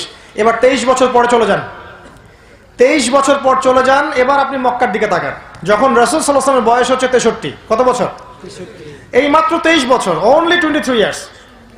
এই 23 বছরের ব্যবধানে আপনি দেখেন ওই আইয়ামে জাহিলিয়াতের কোনো শিরক মক্কায় আর বাকি নাই। আছে? বোঝেন এই জায়গাটা ভালো করে। আইয়ামে জাহিলিয়াতের কোনো রিবা বা সুদ মক্কায় আর বাকি নাই। আছে? আইয়ামে জাহিলিয়াতের কোনো মাদক মক্কায় নাই। আইয়ামে জাহিলিয়াতের কোনো নারীর অবমাননা মক্কায় নাই। এবং ওই যে গোত্রীয় দ্বন্দ্ব, হানাহানি, মারামারি, কাটাকাটি মক্কায় আছে? নাই। সবাই ভাই ভাই হয়ে গেছে। এক কথায় অন্ধকারাচ্ছন্ন একটা সমাজ টোটালি নূর এবং আলোকিত সমাজে পরিণত হয়েছে। কিসের পর হবে? ওই যে ইকরা, পড়ুন। কি পড়বেন? বিসমি রাব্বিকাল্লাযী খালাক। যে জ্ঞান আপনাকে আল্লাহর দিকে নিয়ে যায় সেই জ্ঞান অর্জন করতে বলেছেন আল্লাহ পাক। পড়ুন আপনার সেই রবের নামে যিনি আপনাকে সৃষ্টি করেছেন, মানে স্রষ্টার দিকে যে জ্ঞান নিয়ে যাচ্ছে সেই জ্ঞান আপনি জ্ঞানী হন। আল্লামাল ইনসান মা লাম ইয়ালাম, মানুষকে যে জ্ঞান শিক্ষা দিয়েছেন আল্লাহ পাক, এই জ্ঞানটা মানুষ জানতো না। ঠিক এরপরে একটা ওহী এসেছে সূরা মুদ্দাসির, ইয়া আইয়ুহাল মুদ্দাসির কুম ফাআনযির। রাসূল সাল্লাল্লাহু আলাইহি ওয়াসাল্লাম ভয় পেয়ে গিয়েছিলেন, না জানি আমার কি হয়ে গেল, কয়েকবার আত্মহত্যার চেষ্টা করেছিলেন। আল্লাহ পাক তাকে হেফাজত করেছেন। যেখানেই উঠেছেন পাহাড়ে, তিনি মনে করেছেন আমি মনে হয় পাগল হয়ে গেছি, আমার কাছে এগুলো কি আসছে, ভয় পেয়ে গিয়েছেন তিনি। এটা স্বাভাবিক। তখন আল্লাহ রাসূল সাল্লাল্লাহু আলাইহি ওয়াসাল্লামকে জিবরাইল আলাইহিস সালাম বলতেন যে ইয়া মুহাম্মদ আনতা রাসূলুল্লাহ ওয়া আনা জিবরিল। আপনি পাগল নন, আপনি নিজের নফসকে নিয়ে ভয় পায়েন না, আপনি আল্লাহর রাসূল এবং আমি হচ্ছে জিবরিল। তার মনটা ওহী আসার যোগ্য হতে, মানে ধারণ ক্ষমতা, কারণ ওহীর একটা ওয়েট আছে, আছে না? ওহীর একটা ভার আছে। কেমন ভার জানেন? সহিহ বুখারী একটা হাদিসে এসেছে, অন্য কিতাবেও আছে, যে শীতের রাত্রে যখন রাসূলুল্লাহ সাল্লাল্লাহু আলাইহি ওয়াসাল্লামের উপরে ওহী নাজিল হতো, ঘামে তার কপালটা ঘেমে যেত, গা দিয়ে দরদর করে ঘাম পড়তো। এটা হচ্ছে ওহীর একটা ওজন আছে। যায়েদ বিন সাবিত একজন সাহাবী ছিলেন রাদিয়াল্লাহু আনহু। তিনি বলেছিলেন যে একবার রাসূল সাল্লাল্লাহু আলাইহি ওয়াসাল্লামের পা আমার পায়ের উপরে ছিল, শুয়েছিলেন তিনি আমার সাথে, পাটা রেখেছেন আমার পায়ের উপরে এভাবে। তখন তার কাছে ওহী এসেছে একটা, মনে হচ্ছিল যে আমার পা মনে হয় এই যে পাহাড়ের নিচে পড়েছে, পাটা গুঁড়া হয়ে যাবে, এত ভারী মনে হচ্ছিল। তো ওহীর একটা ওজন আছে, লাউ আনজালনা হাযাল কুরআন আলা জাবাল, যদি আমি এই কোরআনকে পাহাড়ে নাজিল করতাম, লা রাআইতাহু খাশিআম মুতাসাদ্দিআম মিন খাশিয়াতিল্লাহ, তাহলে হে নবী আপনি দেখতেন এই পাহাড়টা আল্লাহর ভয়ে চূর্ণ বিচূর্ণ হয়ে থরথর করে কাঁপছে। ওই কোরআনই আমাদের মনের মধ্যে আছে, কিন্তু আমাদের মনে কোনো ভাবান্তর হয় না। তো ওহী আসতে মনটাকে ওহীর পাওয়ার যোগ্য করতে, স্থির করতে একটু সময় লেগেছে। এরপরে ওই এসেছে সূরা মুদ্দাসিরের প্রথম 5 আয়াত, ইয়া আইয়ুহাল মুদ্দাসির, হে চাদর আবৃত রাসূল, কুম ফাআনযির, আপনি উঠুন এবং সতর্ক করুন। এখানে উঠুন মানে বিছানা থেকে উঠুন নয়, উঠুন মানে হচ্ছে হকটা নিয়ে সমাজে নেমে পড়ুন এবং মানুষকে সতর্ক করুন। রব্বাকা ফাকাব্বির, আপনার রবের তাকবীর পাঠ করুন। ওয়া সিয়াবাকা ফাতাহহির, আপনার দেহ এবং আত্মাকে পরিষ্কার করে রাখুন। ওয়া রুজজা ফাহজুর, এবং অহেতুক কথা এবং কাজ এগুলো এড়িয়ে চলেন। এরপরে ওহী আসা শুরু হলো, একটার পর একটা, একটার পর একটা। যখন যে সিচুয়েশন তখন সেই ওহী। 23 বছর পর আপনি মক্কাকে দেখেন, এখানে নাই কোনো শিরক, নাই কোনো রিবা, নাই কোনো মাদক, না নারীর কোনো অবমাননা আছে, আর না কোনো গোত্রীয় হানাহানি আছে। এই সময়টুকুতে প্রিয় ভাইরা, রাসূলুল্লাহ সাল্লাল্লাহু আলাইহি ওয়াসাল্লাম এবং সাহাবায়ে কেরাম আসলে কি করেছেন, এইটুকু বলে আমি শেষ করছি।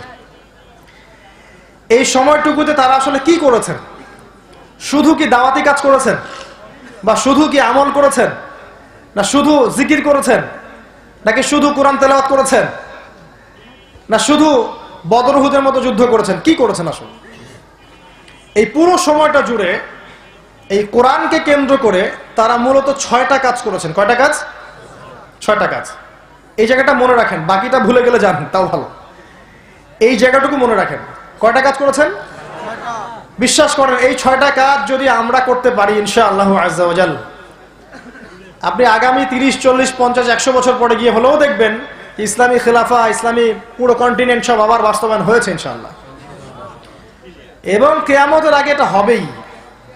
কিয়ামতের আগে এই দিন এই বিশ্ববাসী দেখে যাবেই ইনশাআল্লাহ। এটা খুদই আল্লাহ পাক লিখে দিয়েছেন। আল মাহদি আসবেন, ঈসা ইবনে মারইয়াম আসবেন, এগুলো হবে, কেউ এটাকে উল্টাতে পারবে না। এই সময়টুকু আপনি সার্ভাইভ করবেন কিভাবে? এই সময়টুকুর মধ্যে রাসূলুল্লাহ সাল্লাল্লাহু আলাইহি ওয়াসাল্লাম এবং সাহাবায়ে কেরাম এই মূলত 6টা কাজ করেছিলেন। একটা হচ্ছে আল কোরআনকে তারা বিশুদ্ধ করে পড়তে শিখেছেন। সবাই আমাদের মতো সবাই কোরআন তেলাওয়াত করতে পারি তো ইনশাআল্লাহ? যারা পারি না আবার শিখবো ইনশাআল্লাহ, আর যারা পারি আরো ভালো করে শিখবো ইনশাআল্লাহ। শয়তান 3টা ধোঁকা দিবে, এসে বুঝাবে যে আপনি অনেক জানেন, আপনার জানার দরকার নাই। শয়তান বোঝাবে যে আপনার অনেক বয়স হয়ে গেছে, আপনি এখন আর পারবেন না। আর শয়তান এসে আবার বোঝাবে, যদি এই দুইটাকে উত্তীর্ণ করে সামনে চলে যান, শয়তান আবার আসবে, এসে বলবে যে সামনে অনেক সময় পড়ে আছে, পরে শিখে নিব। তো এই আর কি বিষয়। তিলাওয়াত বিশুদ্ধ করে না শিখলে সমস্যা আছে। কোরআন তেলাওয়াত সারা বছর করে যাবেন, সারা জীবন, কিন্তু ভুল হবে, অর্থগুলো উল্টাপাল্টা হয়ে যাবে। একটা এক্সাম্পল দিয়েই বোঝেন তাহলে কিরকম হবে। আলহামদুলিল্লাহ অর্থ মানে কি?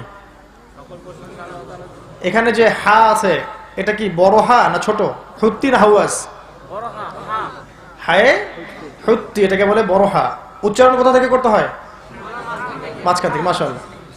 এখানে যদি আপনি আলহামদুলিল্লাহ বলেন, অর্থ হচ্ছে সমস্ত প্রশংসা কার জন্য? আল্লাহর জন্য, রব্বুল আলামিন, তিনি জগৎসমূহের প্রতিপালক। যদি বলেন আলহামদুলিল্লাহ, বড় হায়ের জায়গায় ছোট হা হাওয়াস, হুত্তির জায়গায় হাওয়াস, অর্থ কি হবে? হ্যাঁ মাশাআল্লাহ, সমস্ত নিন্দা আল্লাহর জন্য, নাউযুবিল্লাহ। তো কিভাবে পরিবর্তন হলো? একটা অক্ষরের উচ্চারণের কারণে। এরকম অসংখ্য এক্সাম্পল দেয়া যাবে, আজকে ওই টপিক না আমার। এক কথায় বলতে যাচ্ছি যে কোরআন বিশুদ্ধ করে মদ, মাখরাজ, তাজবিদ এগুলো বিশুদ্ধ করে সুন্দর মতো শিখতে হবে। আর নিয়মিত তেলাওয়াত করবেন। নিয়মিত বলতে যদি সবচেয়ে ভালো হয় দৈনিক 1 পারা করে পড়তে পারলে। আমার স্ত্রীর প্রতি আল্লাহ পাক রহম করুন, তার কথা বলি মাঝে মাঝে মনে পড়লে। সে মাশাআল্লাহ দিনে 1 পারা করে তেলাওয়াত করে, আর কিছু করুক আর না করুক, আমাকে ভাত খাইতে দেখ আর না দেখ, 1 পারা তেলাওয়াত করবে মাশাআল্লাহ। 1 পারা তেলাওয়াত করলে মাসে 30 দিনে আপনার 30 পারা তেলাওয়াত হয়ে যাবে। প্রত্যেক মাসে 1 খতম, প্রত্যেক হরফে 10টা করে নেকি পাবেন। আলিফ লাম মিম বললে 30 নেকি পাবেন। এই কোরআন আপনার পক্ষে সাক্ষী দিবে, কোরআন আপনার জন্য সুপারিশ করবে, আল্লাহর সাথে তর্ক করবে। সূরা মুলক আপনাকে কবরের আযাব থেকে বাঁচাবে ইনশাআল্লাহ। সূরা বাকারার শেষের 3টা আয়াত সারা রাত নফল পড়ার জন্য যথেষ্ট হবে। আয়াতুল কুরসি ফরজ নামাজের পরে পড়বেন, আপনার জান্নাতে যাওয়ার জন্য একটাই বাধা, মউত, মৃত্যু হয়ে গেলে জান্নাত। সূরা কাহফ আপনাকে দাজ্জালের ফিতনা থেকেও বাঁচাবে। সূরা কাহফ, যার চেয়ে বড় কোনো ফিতনা পৃথিবীতে আসেনি, আসবে না। অসংখ্য ফজিলত, অসংখ্য ফজিলত। এক কথায় কোরআনের তেলাওয়াতের কারণে আপনার হায়াতে, রিজিকে, সময়ে দেখবেন বারাকা নেমে আসছে, আল্লাহর রহমত নেমে আসবে। আর এটা আল্লাহর কালাম, যার মধ্য দিয়ে আপনি সরাসরি আল্লাহর সাথে কথা বলবেন। এই কাজটা তারা করেছিলেন, যদি আমরা করতে পারি ইনশাআল্লাহ তাআলা দেখবেন সমাজের মধ্যে পরিবর্তন আসছে, কোরআনময় সমাজ হচ্ছে ইনশাআল্লাহ। 2 নাম্বার হচ্ছে তারা আল কোরআনের অর্থটা বুঝতেন, শুধু তেলাওয়াত করতেন এমন নয়, অর্থও কিন্তু বুঝতেন। তা আমরা যারা তেলাওয়াত করতে জানি বা হিফজ করেছি, আমরা কি অর্থটা বুঝি? অর্থটা অবশ্যই বুঝতে হবে। অর্থ বোঝার জন্য আরবি ভাষা এবং ব্যাকরণ শেখার কোনো বিকল্প নাই। যদি আরবি ভাষা এবং ব্যাকরণ না শেখেন, তাহলে আপনি একটা ভাবার্থ পাবেন, আপনি গভীরে ঢুকতে পারবেন না। আমার কথা হয়তো বুঝতে পারছেন না। কোরআনের আয়াতের ভিতরে ঢুকতে পারবেন না, ভাবার্থ বা ভাষা একটা অর্থ পাবেন। এই যে একটা আয়াত বলছি, মনে করেন যে ইন্না আরাদনাল আমানাতা আলাস সামাওয়াতি ওয়াল আরদ ওয়াল জিবাল ফাআবাইনা আন ইয়াহমিলনাহা ওয়া আশফাকনা মিনহা ওয়া হামালাহা আল ইনসান ইন্নাহু কানা যালুমান জাহুলা। এই একটা আয়াত পড়লেন, তাফসীর খুলে দেখবেন বা অর্থ দেখবেন, একটা অর্থ পড়লেন, আপনি ফিল করতে পারেন নাই যেটা আমি ফিল করলাম। আল্লাহ বলছেন যে আমি এই আমানতটা, ইসলাম এই যে আমানত, কোরআন সুন্নাহ, আল্লাহর যে হালাল হারাম, এই আমানতটাকে এই মহাবিশ্বের উপর সোপর্দ করতে চেয়েছিলাম, এই পৃথিবীর উপরে সোপর্দ করতে চেয়েছিলাম, পাহাড়ের উপরে সোপর্দ করতে চেয়েছিলাম। তারা ডিনাই করেছে, নিতে চায় নাই। ওয়াশফাকনা মিনহা, তারা পিছিয়ে পড়েছে, ব্যাকফুটে চলে গেছে, আমরা নিব না, নিতে পারবো না। ওয়া হামালাহাল ইনসান, মানুষ এই আমানত গ্রহণ করেছে, আমরা গ্রহণ করেছি। ওয়া কানাল ইনসানু যালুমান জাহুলা, মানুষ জালেম এবং জাহেল। অর্থের ভিতরে ঢুকতে পারবেন না কিন্তু। ইন্নাল ইনসানা লিরাব্বিহি লাকানুদ, মানুষ তার রবের প্রতি অকৃতজ্ঞ চরমভাবে। ওয়া ইন্নাহু আলা যালিকা লাশাহিদ, আর মানুষ নিজেই এর সাক্ষ্যের জন্য যথেষ্ট। অর্থ ফিল করতে পারবেন না। ইন্নাহু লাকুরআনুন কারীম ফি কিতাবিন মাকনুন লা ইয়ামাসসুহু ইল্লাল মুতাহহারুন, এগুলা ফিল করতে পারবেন না। ভাষা অর্থ পাবেন। এই যে তাব্বাত ইয়াদা আবি লাহাবি ওয়া তাব, পড়ে যাবেন কিন্তু বুঝতে পারবেন না কি জিনিস। আবু লাহাব ছিল নবী সাল্লাল্লাহু আলাইহি সাল্লামকে অবমাননাকারী। কিয়ামত পর্যন্ত আবু লাহাবকে আল্লাহ পাক মুসলিমদের কণ্ঠে এভাবে লানত করতে থাকবেন, ধ্বংস হোক আবু লাহাবের 2 হাত এবং সে নিজেও। যখন আবু লাহাবের সম্পর্কে এটা পড়বেন, তাব্বাত ইয়াদা আবি লাহাবি ওয়া তাব, আপনার ফিলিংস থাকতে হবে যে আপনি নবীর দুশমনকে গালি দিচ্ছেন। প্রত্যেক যুগে যুগে আবু লাহাব থাকবে না? প্রত্যেক যুগে যুগে আবু জাহেল, আবু লাহাব আছে না? আপনি এটা পড়ছেন কোরআনে, ফিল পাবেন না। ইকরা কিতাবাক ওয়া কাফা বিনাফসিকাল ইয়াওমা আলাইকা হাসিবা, কিয়ামতের মাঠের দৃশ্য বুঝতে পারবেন না শুধু ভাষা অর্থ দিয়ে। আল্লাহ বলছেন পড়ো তোমার কিতাব, তোমার আমলনামা নিজেই পড়ো, আজকে তোমার হিসাব নেওয়ার জন্য তুমি একাই যথেষ্ট। অর্থ পড়ে ফিল করা যায়? অর্থ বলে ফিল করা যায় না, আরবি শিখতে হবে। ওয়াইন কুনতুম ফি রাইবিন মিম্মা নাযালনা আলা আবদিনা ফাতু বিসূরাতিন মিন মিথলি, তোমরা যদি সন্দেহ করে থাকো এই কোরআন অন্য কারো পক্ষ থেকে আসছে, আরেকটা কোরআন রচনা করে নিয়ে আসো দেখি। এই চ্যালেঞ্জ ফিল করতে পারছেন? ইন তানসুরুল্লাহ ইয়ানসুরকুম ওয়া ইউসাব্বিত আকদামাকুম, আল্লাহ বলছেন তোমরা যদি আল্লাহকে সাহায্য করো, আল্লাহও তোমাদেরকে সাহায্য করবেন। ফিল করতে পারছেন? মুসা আলাইহিস সালামের দোয়া, তিনি দোয়া করছেন আল্লাহর কাছে হাত তুলে, রব্বি ইন্নী বিমা আনজালতা ইলাইয়া মিন খায়রিন ফাকিহ, ও আল্লাহ তুমি আমার প্রতি যে করুণা বর্ষণ করবে এর জন্য আমি ফকির হয়ে বসে আছি। ফিল করতে পারছেন? ইউনূসের কথা, ওই অন্ধকারে দাঁড়ায় দোয়া করছেন, লা ইলাহা ইল্লা আন্ত সুবহানাকা ইন্নী কুনতু মিনাজ জালিমিন। আল্লাহ, আপনি ছাড়া কোনো ইলাহ নাই, আপনি পবিত্র, আমি জালেম ছিলাম। প্রত্যেকটা আয়াত, এই যে ইউসুফ পড়ে না সূরা ইউসুফ, এখন ইউসুফ আর জোলেখার প্রেম কাহিনী বানাইছে, নাউজুবিল্লাহ। আরে বোকা মানুষ বোঝে না যে ইউসুফ আর জোলেখার প্রেম কাহিনী নয় সূরা ইউসুফ। এটা হচ্ছে ইউসুফ আলাইহিস সালামের সাথে তার বাবা ইয়াকুবের প্রেম কাহিনী। ভালো করে পড়ে দেখবেন, এখানে ইয়াকুব তার বাবার সাথে তার সন্তান ইউসুফের যে প্রেম ভালোবাসা এটা বোঝানো হয়েছে। বাচ্চাকে ভাইরা বলছে যে ইউসুফকে আমাদের সাথে দেন, নিয়ে যাই খেলতে। বাবা বলছেন আমার মন টানছে না, আমার মন টানছে না। যখন তিনি অন্ধ হয়ে গেলেন, পড়ে দেখেন, এটা আহসানুল কাসাস, সবচেয়ে সেরা উপন্যাস। যখন তিনি অন্ধ হয়ে গেলেন, ওই যে রুমাল পাঠিয়ে দেওয়া হলো না, চোখের উপরে রাখবেন, চোখ ভালো হয়ে যাবে, পড়ে দেখবেন। রুমাল আসতে আসতেই ইয়াকুব আলাইহিস সালাম বলছেন আমি ইউসুফের গন্ধ পাচ্ছি দূর থেকে। কার প্রেম কাহিনী এটা? ইউসুফ জুলেখা? সুবহানাল্লাহ। এক একটা সূরা আপনি কোথায় নিয়ে যাব আপনাকে।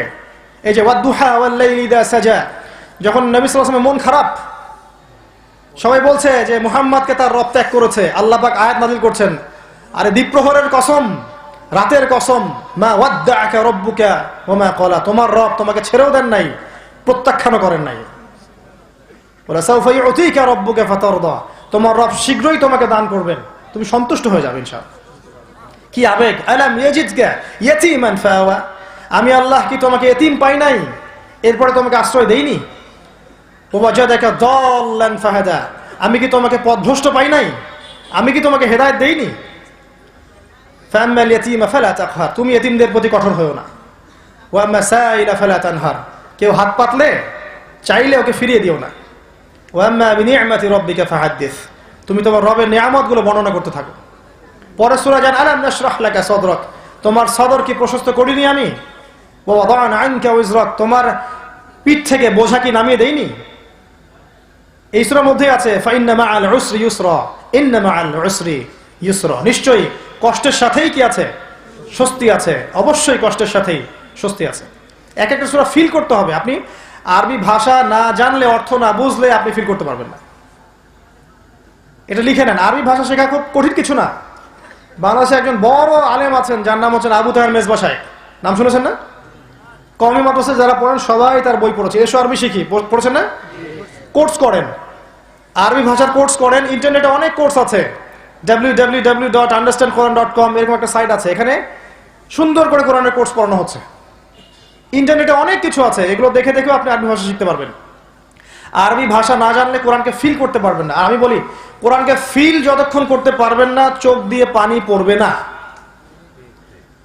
কোরআন বহু হাফেজ তেলাওয়াত করে, তারাবির নামাজে পড়ে না? কয়দিন কান্নাকাটি করছেন বলেন তো? কিন্তু যেদিন আপনার সন্তান অসুস্থ হয়ে গিয়েছিল, বা হয়তো আপনার প্রেমময় স্ত্রী গর্ভবতী ছিল, ক্রিটিক্যাল কেস, আপনার মা অসুস্থ, বাবা অসুস্থ, আপনি আল্লাহর কাছে দোয়া করেছেন, হাত তুলে কান্নাকাটি করেন নাই? চোখ দিয়ে পানি আসলো কেমন করে? ফিল করেছেন আবেগ দিয়ে। কোরআনটা যদি আবেগ দিয়ে না পড়তে পারেন, চোখ দিয়ে পানি পড়বে না। আর যার কোরআন তেলাওয়াত করতে করতে চোখ দিয়ে পানি ঝরে, সে ইনশাল্লাহ দেখবেন ওই চোখ দিয়ে আল্লাহর অবাধ্যতা কিছু করতে পারবে না, ওই মুখ দিয়ে আল্লাহর বিধানের বাইরে কিছু বলবে না, ওই দেহ দিয়ে আল্লাহর আনুগত্য ছাড়া আল্লাহ পাকের অবাধ্যতা কিছু করবে না। এটা খুব বড় একটা লেভেল। সাহাবায়ে কেরাম রাদিয়াল্লাহু আনহু কোরআন তেলাওয়াত করতেন, ডুকরে কাঁদতেন। আবু বকর সিদ্দিক বলা হতো গালাবা আলাইহিল বুকা, তার উপরে কান্না বিজয়ী হতো সব সময়। রাসূল সাল্লাল্লাহু আলাইহি ওয়াসাল্লাম যখন কোরআন তেলাওয়াত করতেন, মনে হতো যে এই বুকের ভিতরে ভাত রান্না করার সময় ডেকচিতে একটা শব্দ হয় না, এই শব্দটা তার বুক থেকে বের হতো। যে মানুষের কোনো পাপ নাই, আগেও কোনো পাপ নাই, পরেও কোনো পাপ নাই, যিনি সর্বপ্রথম জান্নাতে যাবেন, যিনি আমাদেরকে বলেছেন আমরা তার ভাই, যিনি হাউজে কাউসারে আমাদের জন্য অপেক্ষা করবেন, যিনি একমাত্র ব্যক্তি যিনি সুপারিশ করবেন এই উম্মতের কবিরা গুনাহগার ব্যক্তিদের জন্য, তিনি রাতের বেলা কিয়ামুল লাইল করতেন, কোরআন তেলাওয়াত করতে করতে করতে করতে কাঁদতে কাঁদতে পা ফুলে যেত। আর আমরা তো মাশাআল্লাহ পাপের সাগরে ডুবে থেকেও মনে করছি আমরা জান্নাতে যাব, কারণ লা ইলাহা ইল্লাল্লাহ বলেছে মুখ দিয়ে একবার। ওই যে হাদিস পড়ছে, মান ক্বালা লা ইলাহা ইল্লাল্লাহ দাখালাল জান্নাহ, তাই না? শোনেন, যদি লা ইলাহা ইল্লাল্লাহ মুখ দিয়ে খালি বললেই জান্নাতে যাওয়া যেত, তাহলে প্রত্যেক মুনাফিকও জান্নাতে যেত। কারণ মদিনায় যত মুনাফিক ছিল তারা কি লা ইলাহা ইল্লাল্লাহ বলে মুসলিম হয় নাই? তাহলে ওরা কেন জাহান্নামে যাবে? আল্লাহ পাক কেন বললেন যে আল্লাহ পাক মুনাফিক এবং কাফেরদেরকে জাহান্নামে একত্রিত করবেন? কেন বললেন? আর মুনাফিকদের অবস্থান হবে একদম অতল তলে, কি জন্য বললেন? মানে লা ইলাহা ইল্লাল্লাহ এটা হচ্ছে হক, ভিতর থেকে হৃদয় থেকে লা ইলাহা ইল্লাল্লাহ এবং মৌখিক স্বীকৃতি না আসলে সে জান্নাতে যেতে পারবে না। শুধু মৌখিক স্বীকৃতি বোঝানো হয়নি, কলবের আনুগত্য বোঝানো হয়েছে। আল্লাহ পাক আমাদেরকে বোঝার তৌফিক দান করুন। কোরআনকে ফিল করতে হবে। এই সূরাগুলো নিয়ে কথা বলতে থাকলে রাত শেষ হয়ে যাবে। সূরা ফিল পড়েন আপনারা, আলাম তারা কাইফা ফাআল রাব্বুকা বিআসহাবিল ফিল, তাই না? এটা জাস্ট পড়ে যান। এখানে আবরাহার ঘটনা আছে, আপনাকে বুঝতে হবে এই যুগটা কিন্তু আবরাহার যুগ না। এই যুগে আপনাকে পাখি এসে এখান থেকে বাঁচাবে না। নিজের সমস্যার সমাধান নিজেদেরকে করতে হবে। ইন্নাল্লাহা লা ইউগাইয়িরু বিকওমিন হাত্তা ইউগাইয়িরু মা বিআনফুসিহিম। একটা কওম যতক্ষণ নিজের অবস্থার পরিবর্তনের চেষ্টা করে না ততক্ষণ আল্লাহ পাক তার অবস্থা পরিবর্তন করেন না। এই যে সূরা ইখলাস পড়েন, কুল হুয়াল্লাহু আহাদ, কখনো কি এটা পড়ার সময় ওই বেলাল রাদিয়াল্লাহু আনহুর কথা মনে পড়েছে? বেলাল রাদিয়াল্লাহু আনহু ইসলাম কবুল করে আল্লাহর কাছে দোয়া করছেন, আল্লাহ আমাকে মুক্ত করে দাও, আল্লাহ আমাকে মুক্ত করো, আমি দাসের জীবন ভালো লাগে না। ওই দিনই ওর মনিব উমাইয়া বিন খালাফ জেনে গেল যে বেলাল ইসলাম কবুল করেছে। এরপর তার গলার মধ্যে রশি পেঁচিয়ে মক্কার রাস্তায় রাস্তায় ঘোরানো হয়, ছেঁচড়ানো হয়, টানা হয়, ছেলেরা তাকে পাথর মারে, এক পর্যায়ে বালুর মধ্যে শুইয়ে দেওয়া হয়, চাবুক পিটানো হয়, উপরে পাথর চাপা দেওয়া হয়। যারা শ্বশুর বাড়িতে গিয়েছেন দুই একবার তাদের এগুলো মায়ের অভিজ্ঞতা আছে।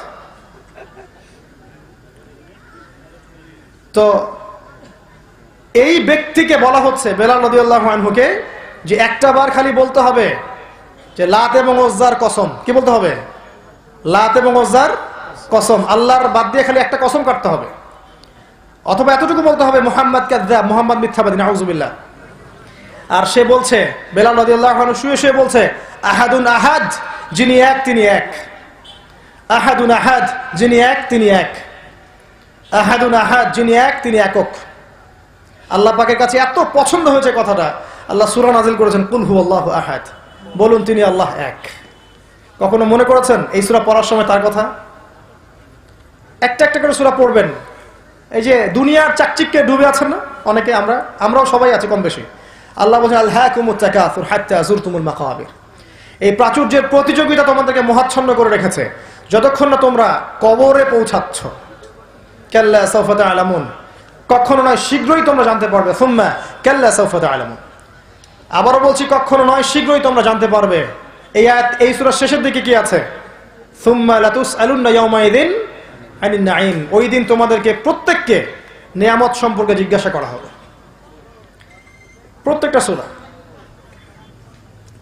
পড়তে থাকেন, আল্লাহ পাক তৌফিক দান করুন। কোরআনের গভীরে ঢুকে যান, আরবি ভাষা শিখেন, দেখবেন কোরআনকে ফিল করতে পারবেন ভিতর থেকে। সূরা কাহফটা খুব ভালো করে পড়বেন। এই সূরা শেষ জামানার সূরা। এই সূরা আপনাকে বোঝাবে কিভাবে চলবেন এই যুগে। অন্তত একটা পারা, দুইটা পারা, তিনটা পারা, যতটুকু পারেন মুখস্থ করেন। আমি বিশ্বাস করি না যে কোরআন মুখস্থ করতে পারবেন না আপনারা, আমি এটা বিশ্বাস করি না। কেমিস্ট্রি মুখস্থ করেছেন, পর্যায় সারণী ধরলে এখনই বলতে পারবেন। ফিজিক্স মুখস্থ করেছেন, উপন্যাসগুলো মুখস্থ করেছেন, কবিতাগুলো মুখস্থ করেছেন, তাই না? করেন নাই? লেখকের নাম, সাল সব মুখস্থ। ইংরেজির কত সূত্র মুখস্থ করেছেন, ত্রিকোণমিতি, পরিমিতি, ম্যাথামেটিক্স, কত কি মুখস্থ করেছেন, কত কি করেছেন সারা জীবনে। কোরআন এক পারা মুখস্থ করতে পারবেন না, এটা আমি বিশ্বাস করি না। অন্তত 30তম পারাটা হলেও মুখস্থ করবেন। কথা দেন কারা কারা মুখস্থ করবেন? এই যে বায়াত করলাম আপনাদের কাছে, ঠিক আছে? এটা হচ্ছে 2 নাম্বার কাজ। শেষ করছি আমি, একটু বসেন। তিলাওয়াত, তারপরে হচ্ছে আপনার হিফজ এবং অর্থ বোঝা, এই কাজটা তারা করেছিলেন। 4 নাম্বার, কোরআনের যত আদেশ আছে আদেশগুলোকে তারা মেনেছেন, মানেন নাই? কোরআনের সমস্ত আদেশকে রাসূলুল্লাহ সাল্লাল্লাহু আলাইহি ওয়াসাল্লাম সাহাবায়ে কেরাম মেনে চলেছেন। যেমন তাওহীদ, তারা কি শিরক করতেন? তারা আল্লাহ তাওহীদে থাকতেন, আমরাও ইনশাআল্লাহ তাওহীদে থাকবো। 2 নাম্বার সালাত, তারা 5 ওয়াক্ত সালাত পড়তেন জামাতে, আমরা পড়ি তো মাশাআল্লাহ। আল্লাহ পাক তৌফিক দান করুন। বাংলাদেশে 80-90% মুসলিম 5 ওয়াক্ত নামাজ পড়ে না জামাতের সাথে, এটা বাস্তবতা। আমি বলছি বাস্তবতা যতক্ষণ দূর না হবে ততক্ষণ পর্যন্ত কোরআনের আলো ঘরে ঘরে জ্বলবে না, বরং আলো আস্তে আস্তে কমে যাবে ভাই। যাকাত, তারা যাকাত দিতেন না, আমরা এখন যাকাত দিতে চাই না। আমরা বলি যে ট্যাক্স দিচ্ছি তো, যাকাত দেওয়ার কি দরকার, এটা আল্লাহর মালের হক, দিতে হবে। যাকাত কেউ যদি অস্বীকার করে সে কিন্তু কাফের হয়ে যাবে, কুফরি করে ফেলবে। তারা সিয়াম রাখতেন, তারা হজ করতেন, উমরা করতেন, মানুষকে সৎ কাজের আদেশ করতেন, অসৎ কাজে নিষেধ করতেন, মানুষকে দাওয়া দিতেন, তাসবিহ তাহলিল করতেন, জিকির আজগার করতেন, ইসলামের প্রসারের ফিকির করতেন। দিন কিভাবে কল্যাণকর হবে, দিনকে কেমন করে এগিয়ে নিয়ে যাওয়া যাবে, এই চিন্তা ফিকির করতেন তারা। আল্লাহ এবং তার রাসূলের আনুগত্য করতেন, আল্লাহ পাকের সব আদেশ মানতেন, নিষেধগুলোকে ছেড়ে দিতেন। এই কাজটা যদি আমরা করতে পারি ইনশাআল্লাহ দেখবেন জাহিলিয়াত কমে যাবে ইনশাআল্লাহ। একই সাথে নিষেধগুলো ছাড়তেন, শুধু আদেশ মানতেন এমন নয়, নিষেধও বর্জন করতেন। শুধু যদি আদেশ মানি নিষেধগুলো বর্জন না করি এটা হবে মুনাফিকি। এটা কি হবে? মুনাফিকি। শুধু নামাজ পড়লেই হবে না, সুদটাও ছাড়তে হবে, ঘুষটাও ছাড়তে হবে, দুর্নীতি করা যাবে না, অন্যের সম্পদ অন্যায়ভাবে লুটপাট করা যাবে না, নিজের ক্ষমতার দাপটে অন্যের উপর জুলুম করা যাবে না, প্রতিবেশীর অধিকার খর্ব করা যাবে না, আত্মীয়তার সম্পর্ক ছিন্ন করা যাবে না, মাদক গ্রহণ করা যাবে না, জিনার ধার কাছেও যাওয়া যাবে না, শিরকের ধার কাছে যাওয়া যাবে না, বেদাত করা যাবে না, এগুলো করা যাবে না। শুধু ভালো কাজ করবো এমন নয়, নিষেধ থেকেও দূরে থাকতে হবে। তখন গিয়ে দেখবেন আপনি জাহিলিয়াত কমছে, তার আগে কমবে না। যদি শুধু আদেশ মানে নিষেধ বর্জন না করি তাহলে সুসংবাদ আছে। কি আছে? সুসংবাদটা শোনাই। সূরা বাকারা আয়াত নাম্বার 85-86 আল্লাহ বলেছেন, আফাতুমিনুনা বিবাদিল কিতাবি ওয়া তাকফুরুনা বিবাদ। তবে কি তোমরা আল্লাহর কিতাবের কিছু অংশকে মানো আর কিছু অংশকে অস্বীকার করো? ফামা জাযাউ মান ইয়াফআলু যালিক ইল্লা খিজিয়ুন ফিল হায়াতিদ দুনিয়া। যারা এরকম কাজ করবে আল্লাহর কিতাব, কারণ পথ চলতে গেলে গুনাহ হবেই, কবিরা গুনাহ হবেই, শয়তান ওয়াসওয়াসা দিবেই, হতাশা চলে আসবে, গুনাহ হয়ে গেছে মনে হয় সব শেষ হয়ে গেল, পড়ে গেলে আবার উঠে দাঁড়াবেন, ওযু করবেন, 2 রাকাত নামাজ পড়বেন, ইস্তেগফার করবেন, আবার পথ চলবেন ইনশাআল্লাহ। এভাবে চলতে থাকবেন, শয়তান হেরে যাবে ইনশাআল্লাহ, আপনার ঈমান জিতে যাবে ইনশাআল্লাহ। যার শেষ ভালো তার সব ভালো। ইন্নামাল আমালু বিল খাওয়াতিম, শেষটা যার ভালো হবে সব ভালো হবে তার। এমন অনেক ব্যক্তি জান্নাতে যাবে যারা এখন দুনিয়াতে চলছে দেখে মনে হচ্ছে এরা জাহান্নামে যাবে। আল্লাহর রাসূল বলেছেন মানুষের তাকদীর তার উপর বিজয়ী হবে, যার তাকদীর লেখা আছে সে জান্নাতি। দেখা যাবে দুনিয়াতে অনেকদিন পাপ কাজ করছে, হঠাৎ তাকদীর তার প্রতি বিজয়ী হবে, সে আবার ভালো পথে ফিরে আসবে, ভালো কাজ করতে এই অবস্থা তার মৃত্যু হবে। দেখবেন এই ব্যক্তি জান্নাতে চলে গেছে। আবার দেখবেন অনেক মানুষ আছে যারা দুনিয়াতে দেখবেন ভালো কাজ করছে, মাশাআল্লাহ, খালি ভালো কাজ, এক পর্যায়ে তাকদীর ভাগ্য বিজয়ী হবে, এরা শেষ বয়সে গিয়ে খারাপ করা শুরু করবে এবং খারাপ করতে ওই অবস্থায় মারা যাবে। নাউযুবিল্লাহ। তাকদীর আল্লাহর পক্ষ থেকে লেখা হয়ে গেছে, আল্লাহর কাছে ভালো তাকদীর চাইতে হবে, দোয়া করতে থাকতে হবে। আদেশও মানবো ইনশাআল্লাহ, নিষেধ বর্জন করবো ইনশাআল্লাহ। আর 2টা কাজ শেষ করছি। 1 নাম্বার, তারা কোরআনের দাওয়াত দিতেন, প্রচার প্রসার করতেন। আমরাও যেন কোরআন পড়ার পাশাপাশি, অর্থ বোঝার পাশাপাশি, আমল করার পাশাপাশি মানুষকে শিখাই, মানুষকে দাওয়াত দেই, কোরআনের মেসেজগুলো মানুষের কাছে পৌঁছে দেয়। এটা শুধু মুসলিমদের গ্রন্থ নয়, মানে মুসলিমদের জন্যই নয়, এটা পুরো মানব জাতির জন্য। অমুসলিমদেরকেও কোরআনের দাওয়াত দিবেন ইনশাআল্লাহ তাআলা। আমি চোখের পানি একদিন বের হয়ে গেছে এই কথা শুনে, যে কিছু জায়গা থেকে ফোন আসছে এবং বলা হচ্ছে যে ভাইয়া অমুসলিম ছিলাম, আপনার লেকচারের কিছু অংশ শুনে আজকে মুসলিম হয়েছে। তখন মনে হলো যে আলহামদুলিল্লাহ, অ্যাটলিস্ট আমি এই জমিনের উপরে আবর্জনার মতো নেই। কিছু মানুষ অমুসলিম, কিছু মানুষ লেকচার শুনে মুসলিম হচ্ছে। এটা ভালো এই কারণে যে ইসলাম কিন্তু হৃদ্যতার ধর্ম, সৌহার্দ্যের ধর্ম। ইসলাম কিন্তু কখন অন্য ধর্মের মানুষের উপর আক্রমণ করতে শিখাচ্ছে না, যতক্ষণ না একটা মুসলিম স্টেটকে কোনো অমুসলিম আক্রমণ করছে। আমাদেরকে ইসলাম, আল্লাহ রাব্বুল আলামিন কিন্তু আমাদেরকে আক্রমণাত্মক মনোভাব শিখাচ্ছেন না, সৌহার্দ্য, হৃদ্যতা, ভালোবাসা শিখাচ্ছেন। ইসলামের সৌন্দর্য দিয়ে অমুসলিমদের মন জয় করে ফেলা সম্ভব। রাসূলুল্লাহ সাল্লাল্লাহু আলাইহি ওয়াসাল্লামের চরিত্র দেখে বহু মানুষ ইসলাম কবুল করেছে, কোরআনের তেলাওয়াত শুনে বহু অমুসলিম ইসলাম কবুল করেছে। আমরা যদি ঠিক হই দেখবেন ইনশাআল্লাহ তাআলা আমাদের আমল, আমাদের আকীদা, আমাদের চরিত্র দেখে বহু অমুসলিম ইসলাম কবুল করবে ইনশাআল্লাহ আযজা ওয়া জাল। আর কিছু মানুষ আছে যারা কখনোই করবে না, সুম্মুন বুকমুন উমিয়ুন ফাহুম লা ইয়ারজিউন, তারা কখনো ফিরে আসবে না। ওদেরকে নিয়ে আপনার চিন্তা করার প্রয়োজন নাই, কারণ আল্লাহ পাক বলেছেন উলাইকা কাল আনআম, এরা গবাদি পশুর মতো, বাল হুম আদল, বরং তার চেয়েও নিকৃষ্ট। তারা কোরআনের দাওয়াত দিতেন, প্রচার প্রসার করতেন। আমরাও ইনশাআল্লাহ যতটুকু জ্ঞান অর্জন করেছি এর আলোকে আল কোরআনের দাওয়াত মানুষের ঘরে ঘরে পৌঁছাবো, সাথে হাদিসটাও পৌঁছাবো। শুধু কোরআন মানবো হাদিস মানবো না এমন নয়, কোরআন হাদিস দুটা মিলেই চলতে হবে। কিছু মানুষ বের হয়েছে নতুন, এখন নতুন ফিতনা যে কোরআন মানি হাদিস মানি না। তো কোরআন মানি হাদিস মানি না কথা বলার মানে হচ্ছে আসলে আপনি কোরআনও মানেন না। কারণ আল্লাহ বলেছেন আতিউ আল্লাহ ওয়া আতিউ রাসূল, কোরআনেই আছে আল্লাহর আনুগত্য করো, রাসূলের আনুগত্য করো। তাহলে রাসূলের আনুগত্য কোথায় করলেন আপনি? হাদিস না মানলে, হাদিস না মানলে আপনি রাসূলের আনুগত্য কোথায় করছেন? ওয়া মা আতাকুমুর রাসূলু ফাখুযু, রাসূল যা দেন তা গ্রহণ করো। ওয়া মা নাহাকুম আনহু ফান্তাহু, যা থেকে বিরত থাকতে বলেন বিরত থাকো। তো কোরআন যদি মেনে থাকেন তাহলে এই আয়াতগুলো মানবেন না। এটা একটা ফিতনা, এটাকে বলা হয় কোরআন। আল্লাহ পাক এই ফিতনা থেকে আমাদেরকে হেফাজত করুন। আর শেষ কাজ তারা যেটা করেছিলেন, রাসূল সাল্লাল্লাহু আলাইহি ওয়াসাল্লাম, সাহাবায়ে কেরাম রাদিয়াল্লাহু আনহুম আজমাইন, কোরআনের যে বেসিক ফান্ডামেন্টাল জিনিসগুলো আছে, লসগুলো আছে, এগুলোকে তারা বাস্তবায়ন করেছেন। মক্কায় পারেন নাই, মদিনায় করেছেন। এবং এগুলোর মধ্য দিয়ে কি হয়েছে? সমাজে শান্তি, শৃঙ্খলা, স্থিতিশীলতা প্রতিষ্ঠিত হয়েছে। তখন কেউ চুরি করতে ভয় পেত, কারণ চুরি করলেই খবর আছে, ধরা পড়লেই হাত যাবে। জেনা করতে ভয় পেত, ধরা পড়লেই 100টা লাঠি খেতে হবে জনসমক্ষে। ডাকাতি করতে ভয় পেত, ডাকাতি করলে ডান দিকের হাত বাম দিকের পা কেটে ফেলে দিবে। ভয় পেত তারা। বিবাহিত ব্যক্তি জেনা করতে ভয় পেত, ধরা পড়লে রজম করে দিবে। কেউ রাসূল সাল্লাল্লাহু আলাইহি ওয়াসাল্লামকে গালি দিতে ভয় পেত, গালি দিলেই খবর আছে। মানে যখন লসগুলো ইমপ্লিমেন্ট করা হয়েছিল ওই যুগে, আমি বলছি ওই যুগের কথা, যখন রাসূলুল্লাহ সাল্লাল্লাহু আলাইহি ওয়াসাল্লাম ছিলেন, সাহাবায়ে কেরাম রাদিয়াল্লাহু আনহুম তারা ছিলেন, এই বিষয়গুলো বাস্তবায়িত ছিল। এই কারণে সমাজের মধ্যে দেখবেন পাপ, দুর্নীতি, অন্যায়, অবিচার, জুলুম এগুলো অনেক কমে গিয়েছিল। হতো না এটা বলবো না, হলেও সেটার সুষ্ঠু বিচার হতো এবং স্থায়ী শান্তি ছিল। এই 6টা বিষয় তারা বাস্তবায়ন করেছিলেন। এখন আমরা শেষ করবো এই জায়গায় এসে যে আমরাও যদি এখনকার এই আয়ামে জাহেলিয়াত, নতুন আঙ্গিকে গড়া এই জাহেলিয়াতকে দূর করতে চাই, তাহলে আমাদেরকেও সেই পড়াশোনায় ফিরে যেতে হবে, কনস্ট্রাকটিভ সিলেবাসে পড়াশোনা করতে হবে।